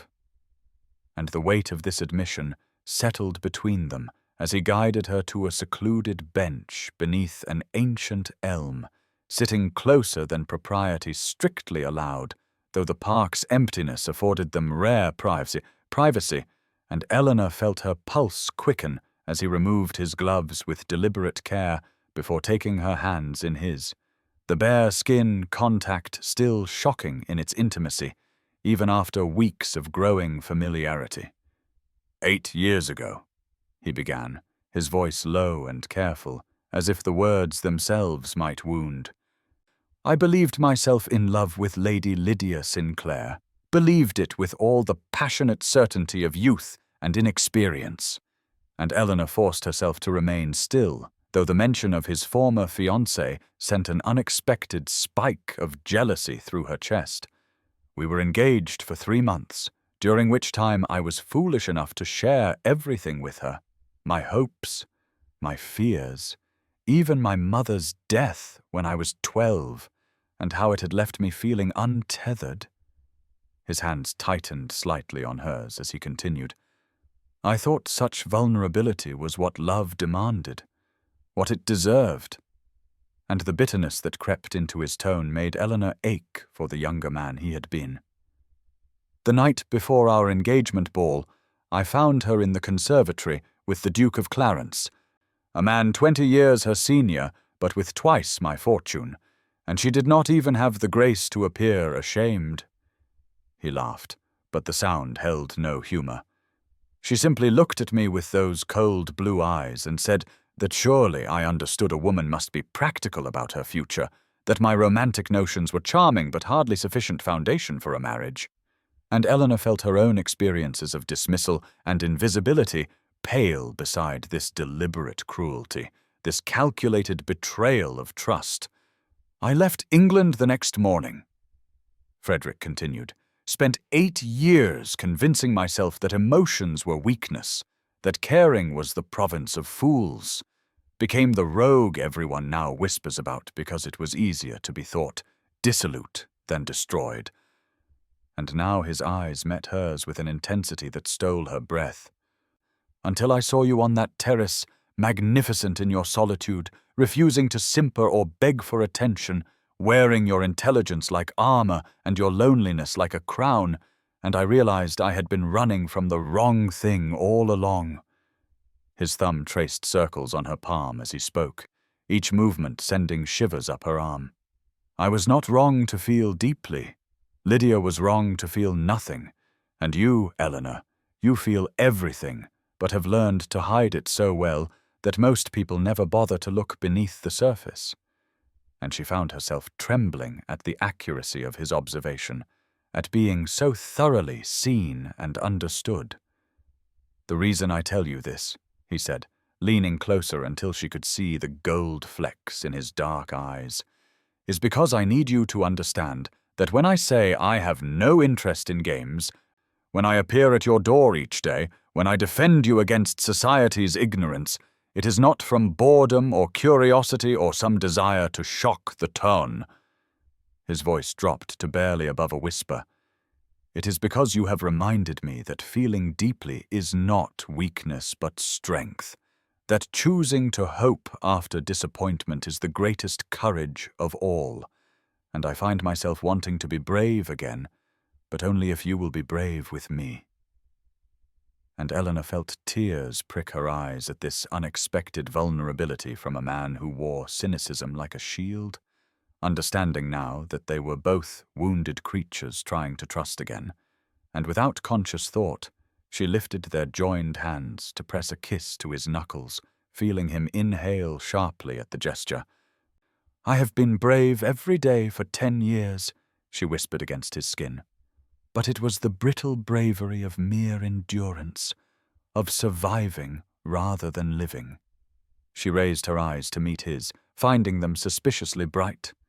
"You make me want to be brave in a different way, Frederick, the kind that hopes for joy rather than simply avoiding pain." And for a long moment they sat in perfect stillness, two souls recognizing themselves in each other across the divide of past hurt, until somewhere in the distance a church bell chimed the hour and broke the spell. Though as they rose to continue their walk, something fundamental had shifted between them, a mutual acknowledgement that whatever they were building together was real and worth fighting for, worth risking the kind of pain they had both learned to fear. And as they made their way back toward Mayfair, with the setting sun painting the sky in shades of rose and gold, Eleanor realized that for the first time in a decade, she was not merely allowing herself to be courted, but was actively choosing to fall in love, terrifying and exhilarating in equal measure. Lady Beatrice Montague had always prided herself on her ability to control the social currents of London society, and the sight of Eleanor Ashworth entering the Westbrook musicale on the Duke of Somerton's arm represented an intolerable disruption to the natural order of things, a challenge that could not go unanswered, particularly when the Duke's attentions had grown so marked that even the gossip columns had begun to take notice, speculating about the unlikely attachment between the most eligible bachelor in England and a woman who had been relegated to the margins of society for a full decade. And as Lady Beatrice watched them from her position near the pianoforte, noting how Frederick bent his head to catch something Eleanor said, how his hand lingered at the small of her back as he guided her to their seats, she felt her carefully maintained composure crack slightly, because this was not how the world was meant to work. Plain spinsters did not capture dukes, and men like Somerton did not look at women like Eleanor Ashworth as if they held the secrets of the universe in their ink-stained fingers. Yet there he sat, ignoring the beautiful Pemberton twins who had positioned themselves strategically nearby, his attention wholly focused on Eleanor as she spoke animatedly about something that made him laugh, a genuine sound that Lady Beatrice had never heard from him in all his years of moving through society with sardonic detachment. And it was this authenticity that disturbed her most, the suggestion that what existed between them was real rather than some elaborate joke or temporary madness. And so she began her campaign in earnest, moving through the room like a general marshalling troops, dropping poisoned words into willing ears about Eleanor's age, her plainness, her presumption in accepting the Duke's attentions, reminding everyone of her father's declining fortune, and questioning what possible appeal she could hold for a man who had sampled the beauties of the continent. And she found ready allies in mothers with marriageable daughters who saw Eleanor's unexpected success as a threat to the established rules that governed their world, rules that said beauty and youth and accomplishment should triumph, not quiet intelligence and faded looks and the ability to manage an estate. And as the soprano began her first aria, Lady Beatrice positioned herself where she could observe her quarry, noting with satisfaction how Eleanor seemed uncomfortable with the attention their entrance had generated, how she kept her eyes fixed on the performer rather than meeting the curious gazes directed her way. And this vulnerability gave Lady Beatrice the opening she needed, for after the intermission she managed to draw Frederick away on the pretense of introducing him to a visiting Italian count who shared his interest in classical literature, leaving Eleanor momentarily alone and exposed to the whispers that immediately arose in his absence, whispers that Lady Beatrice had seeded so carefully about fortune hunters and desperate spinsters and the lengths to which some women would go to escape their fate.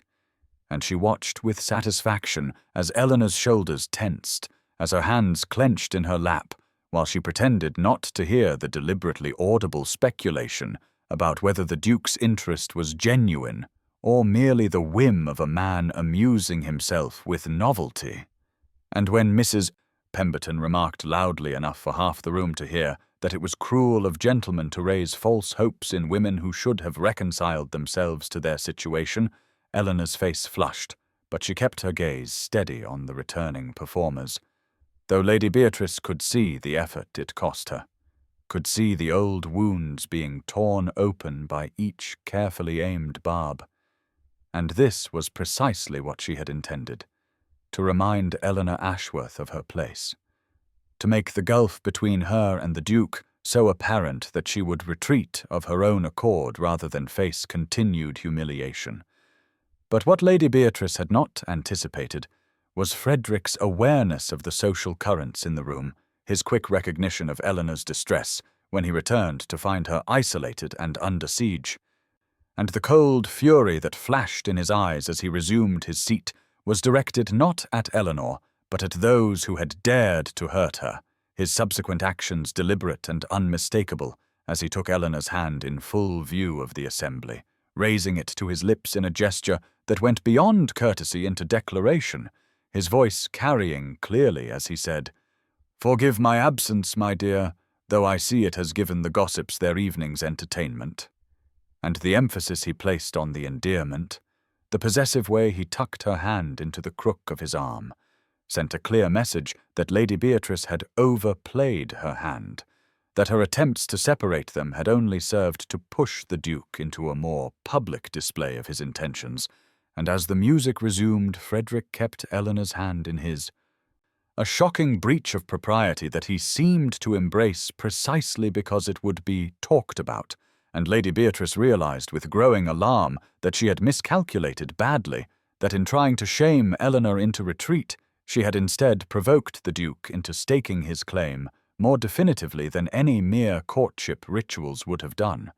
and the look he gave Lady Beatrice over Eleanor's head was a warning that she had made an enemy of a man with power and influence far exceeding her own, a man who had spent 8 years learning to survive outside society's approval and who clearly valued Eleanor Ashworth more than he valued the good opinion of the ton.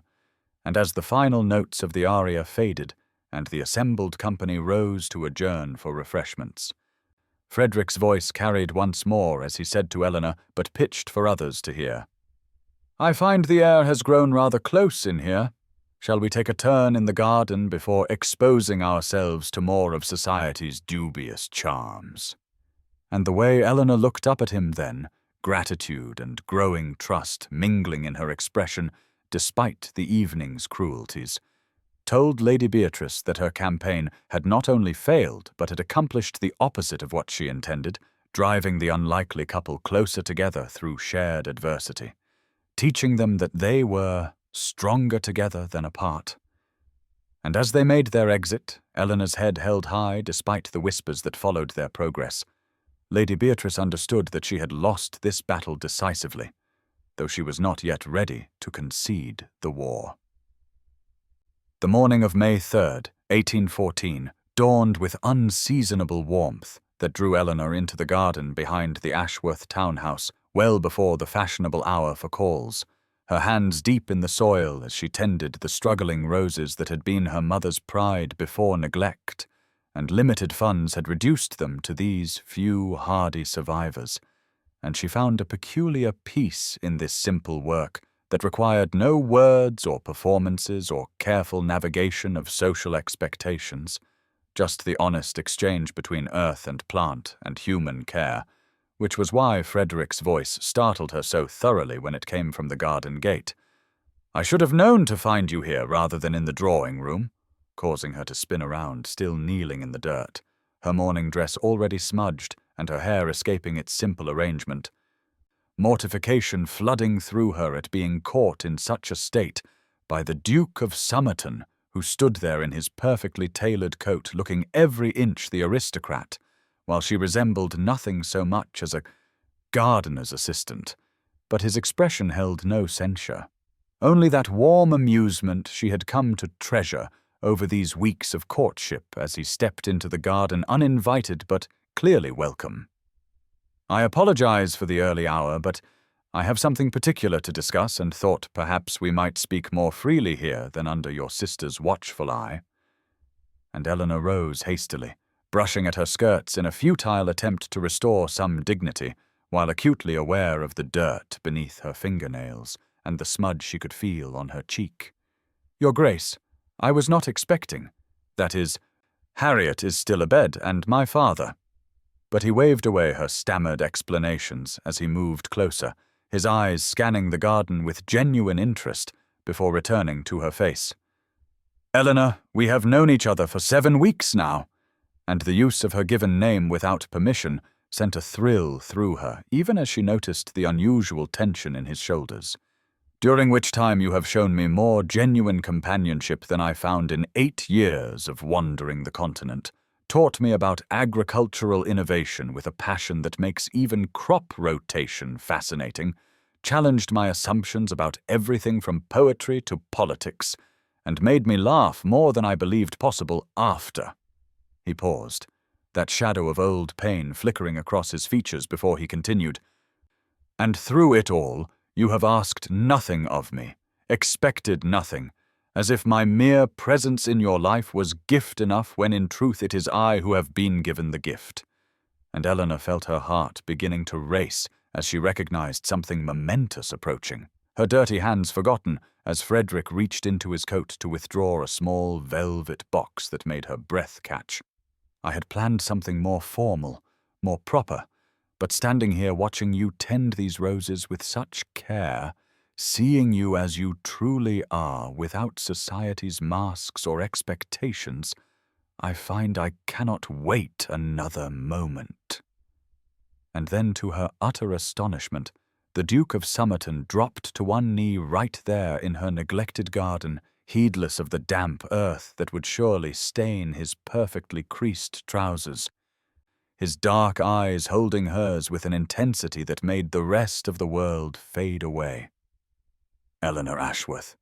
you have spent 10 years believing yourself invisible, unwanted, relegated to the margins of a world too blind to see your worth. But I see you, have seen you from that first moment on the terrace when you refused to simper or beg for my attention, and what I see is the woman I want beside me for whatever years God grants us. Not because you would make her adequate duchess or because society expects me to marry, but because you have reminded me how to hope, how to trust, how to believe that love is not weakness, but the greatest strength we possess." His voice roughened with emotion as he opened the box to reveal not the ostentatious diamond she might have expected, but a simple sapphire surrounded by seed pearls that somehow perfectly captured her quiet elegance.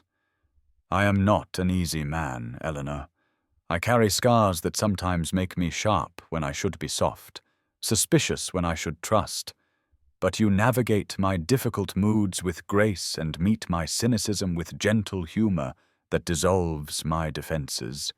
And I find that I do not want to face another day without knowing you will be there to remind me that the world contains more light than shadow." And Eleanor felt tears streaming down her face as this proud, complex man knelt before her, offering not just a ring, but his vulnerabilities, his fears, his carefully guarded heart. "Will you marry me? Not because it is practical or expected or socially advantageous, but because somewhere between that first dance and this morning, I fell completely, irrevocably in love with you, and I believe, dare to hope, that you might feel something similar for me." And Eleanor sank to her knees in front of him, not caring that her skirts would be ruined, or that this was highly improper, needing to meet him on equal ground for this most important moment of her life, her voice trembling but certain as she reached out to cup his face between her earth-stained hands. "Frederick Ravenscroft, you impossible, wonderful man, you have given me more than you know, made me visible not just to society but to myself, reminded me that I am more than my failures and disappointments, that I deserve to be chosen not as a last resort, but as a first choice. And yes, yes, 1,000 times yes, I will marry you, not for your title or your wealth or even your library, though that is a considerable inducement." And here they both laughed through their tears. "But because you see me truly, and somehow find me worth seeing, because you make me brave enough to believe in tomorrow, and because I love you with a depth that terrifies and exhilarates me in equal measure." And as he slipped the ring onto her finger with hands that shook slightly, she added with a watery smile, "Though I should warn you that you are proposing to a woman who will always have dirt under her fingernails and ink stains on her fingers." And his response was to pull her into his arms right there in the garden. Propriety be damned! His kiss tasting of promise and forever. While around them the struggling roses seemed to bloom a little brighter, as if nature itself blessed this union between two souls who had found their way through loneliness and loss to this moment of perfect understanding. And when they finally drew apart, both disheveled and dirt-stained and radiantly happy, Frederick helped her to her feet with a grin that transformed his usually sardonic features. "Shall we go inform your father that his daughter is about to become a duchess? Though I suspect he will be more interested in discussing the agricultural possibilities of my estates." And Eleanor laughed, the sound bright and free in the morning air, her hand secure in his as they turned toward the house and their future, ready to face whatever society might say about this unlikely match between a rogue duke and a spinster who had never quite given up hope.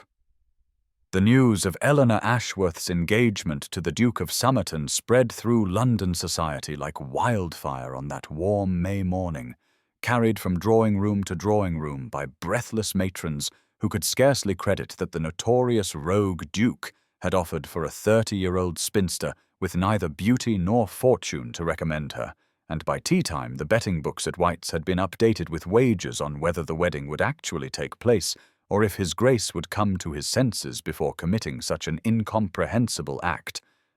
While at the Ashworth townhouse itself, a steady stream of visitors arrived to offer congratulations that ranged from genuine pleasure to barely concealed bewilderment, and Eleanor found herself the center of attention she had neither sought nor knew how to manage, sitting in the drawing-room in her best afternoon dress while Harriet fielded callers with a satisfaction that bordered on smugness, declaring to anyone who would listen that she had always known her dear sister possessed hidden depths that only required the right gentleman to appreciate them, though Eleanor noticed how even Harriet occasionally shot her puzzled glances as if trying to understand how this miracle had occurred. And through it all, Eleanor felt as if she were watching someone else's life unfold.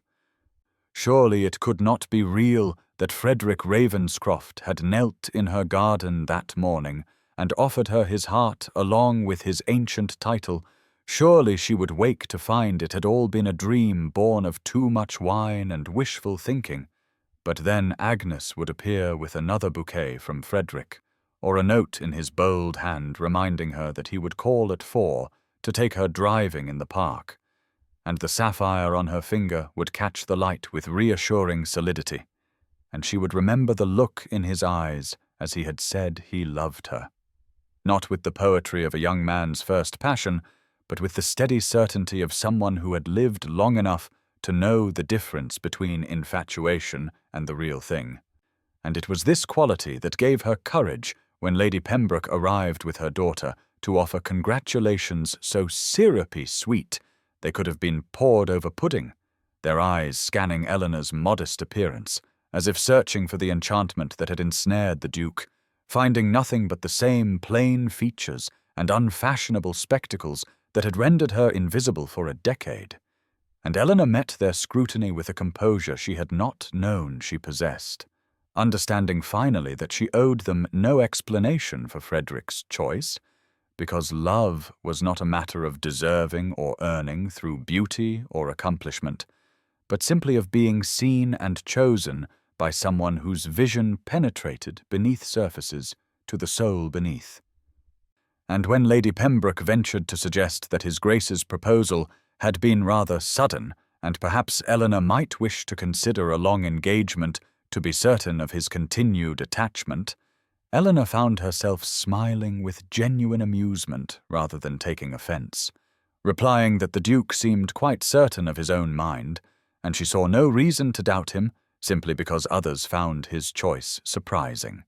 And the flash of frustration in Lady Pembroke's eyes told Eleanor that she had won this small skirmish in what would likely be a longer campaign, for society did not easily accept disruptions to its careful hierarchies, and a duke marrying a nobody challenged too many comfortable assumptions about how the world should work. But Eleanor found she cared less about society's opinion than she had ever imagined possible. Perhaps because Frederick's certainty was contagious, or perhaps because, having spent so long on the margins, she had learned to find her worth in places other than ballroom approval. And when 4 o'clock arrived, bringing Frederick himself to the door, still slightly dishevelled from their morning encounter, but radiating a satisfaction that transformed his usually sardonic features, Eleanor felt the room shift, as if his presence had changed the very air, watched how Lady Pembroke's manner altered from condescension to careful courtesy, observed how even Harriet sat a bit straighter, and understood with sudden clarity the power that would soon be hers by association, a power she had no desire for, except as it might allow her to protect those she loved and pursue the interests that truly mattered to her. And as Frederick crossed to her side, his hand extended to help her rise, his dark eyes holding that particular warmth he seemed to reserve only for her, she felt the doubts that had plagued her all afternoon dissolve like morning mist, because this was real. This impossible, wonderful, terrifying thing was actually happening. And she was brave enough to embrace it, despite the whispers and the wagering and the certainty in some quarters that the Duke of Somerton would surely regret choosing affection over advantage. And as she placed her hand in his and felt his fingers close around hers with gentle possession,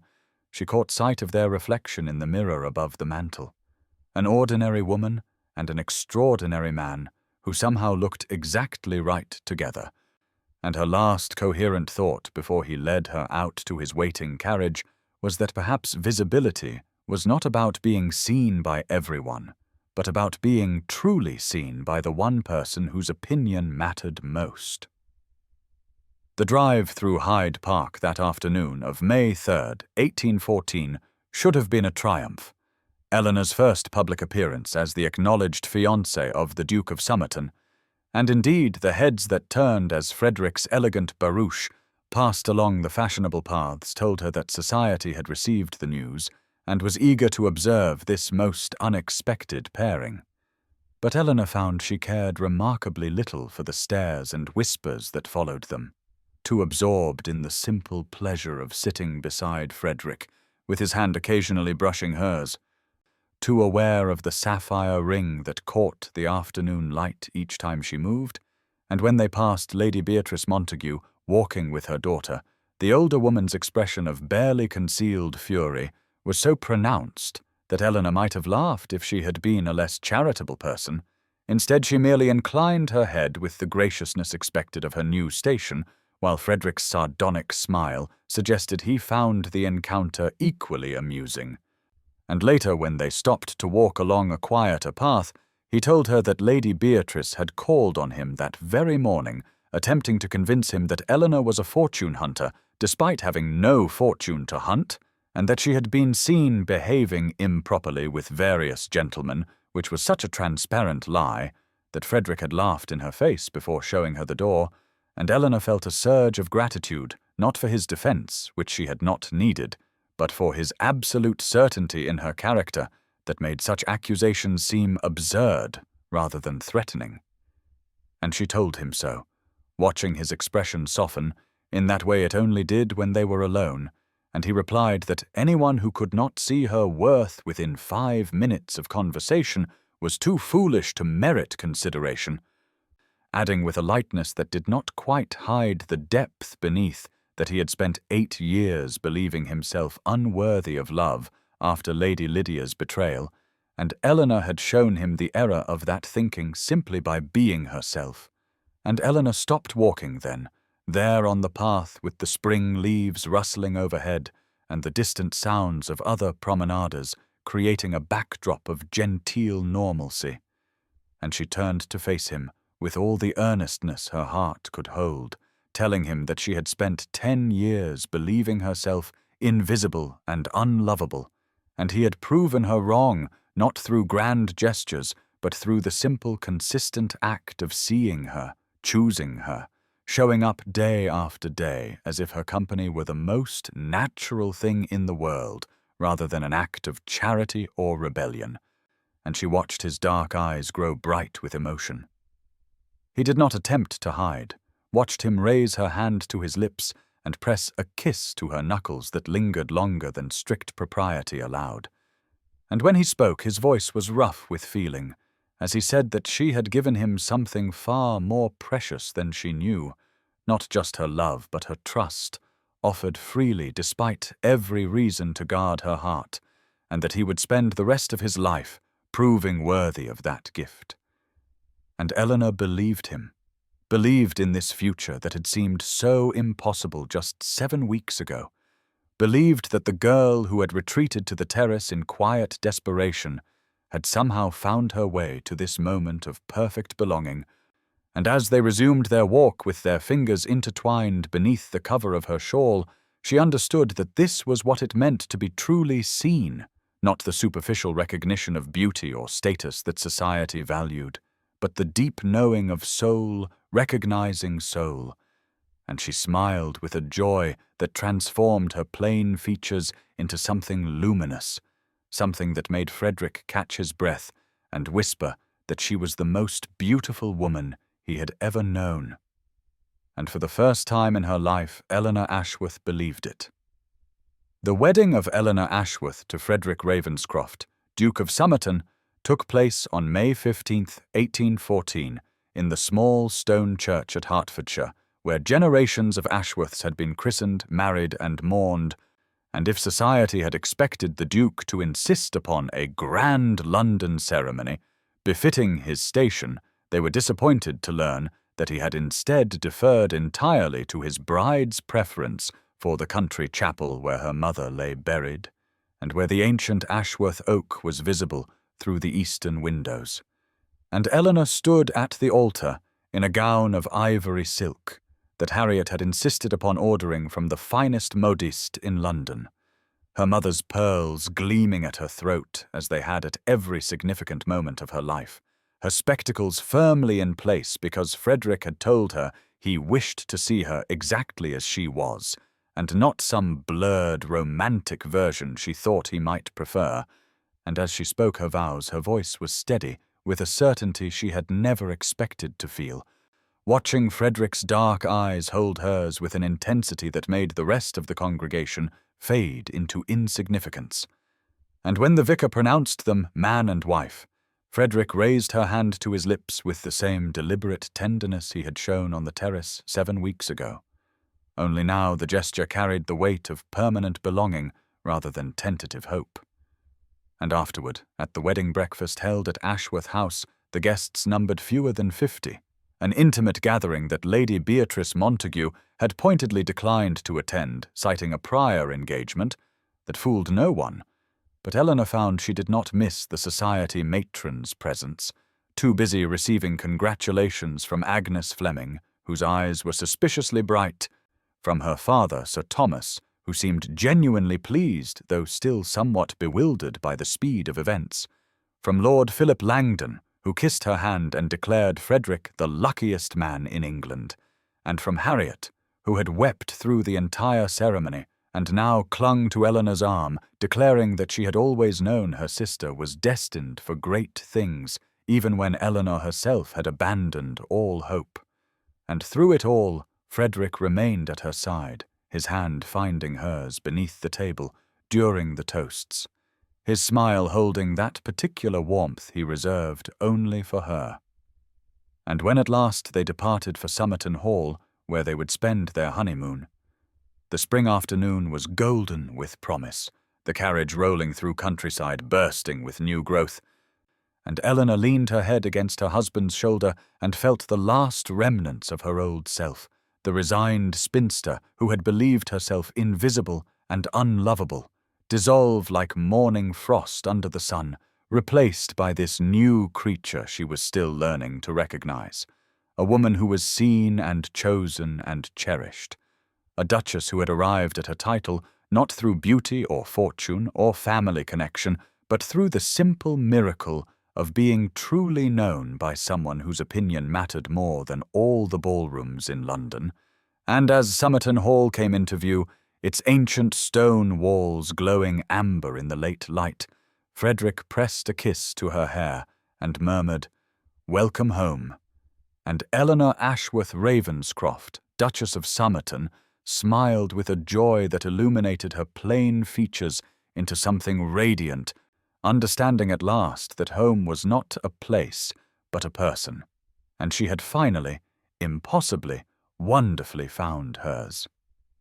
The years that followed their wedding unfolded like the pages of a book Eleanor had never dared to imagine herself worthy of reading, and as she sat in the library of Somerton Hall on a golden afternoon in September of 1819, more than 5 years after that fateful Terrace encounter, she watched her daughter Charlotte toddle across the carpet toward the window where Frederick sat reading, his dark hair now touched with silver at the temples, though his eyes held the same warmth they had shown when he first asked her to dance. And Eleanor felt the familiar surge of wonder that had never quite faded despite the comfortable rhythms of their life together. This sense that she had somehow stumbled into a fairy tale meant for someone else, only to discover it had been written for her all along, and little Charlotte, who had inherited her father's dark curls and her mother's sharp, observant eyes behind tiny spectacles that made Frederick laugh with delight every time he saw them, climbed into his lap with the determination of a child who knew herself utterly beloved, and Frederick set aside his book to receive her with the patient tenderness that still surprised Eleanor after all these years, this man whom society had called a rogue and a rake proving himself the most devoted of fathers, reading to Charlotte from the same Italian Dante he had once given Eleanor, though the child understood none of the words, and cared only for the music of his voice and the security of his arms. And Eleanor thought of all the ballrooms where she had stood invisible, all the whispered cruelties she had endured, all the nights she had lain awake convinced that love was a country whose borders would forever be closed to her. And she understood now that those years of waiting had not been wasted, but had instead shaped her into someone capable of recognizing true worth when it appeared, someone who would not be fooled by surfaces or seduced by mere charm, someone who could see the wounded heart beneath Frederick's sardonic smile and offer it the safe harbor it had sought for so long. And when Frederick looked up and caught her watching them, his smile held that particular quality of intimate understanding that made her feel known down to her very soul, and he said softly that their daughter had her mother's love of books and her father's stubbornness, a combination that would surely terrify her future governesses, and Eleanor laughed with the easy joy of a woman who had learned that happiness was not a destination, but a daily choice, a practice of gratitude and presence that transformed ordinary moments into treasures, and she crossed the room to join them, settling into the space Frederick made for her at his side, her hand finding his as Charlotte babbled contentedly between them. And in that moment, Eleanor Ashworth Ravenscroft understood that the girl who had retreated to the terrace in despair had not disappeared, but had instead grown into this woman, this wife, this mother, this duchess who had found her place not by changing who she was, but by finally being seen for exactly that. And she hoped that somewhere, somehow, another woman who believed herself invisible might take heart from the knowledge that it is never too late for the story to change, never too late for hope to bloom in the most unexpected of gardens.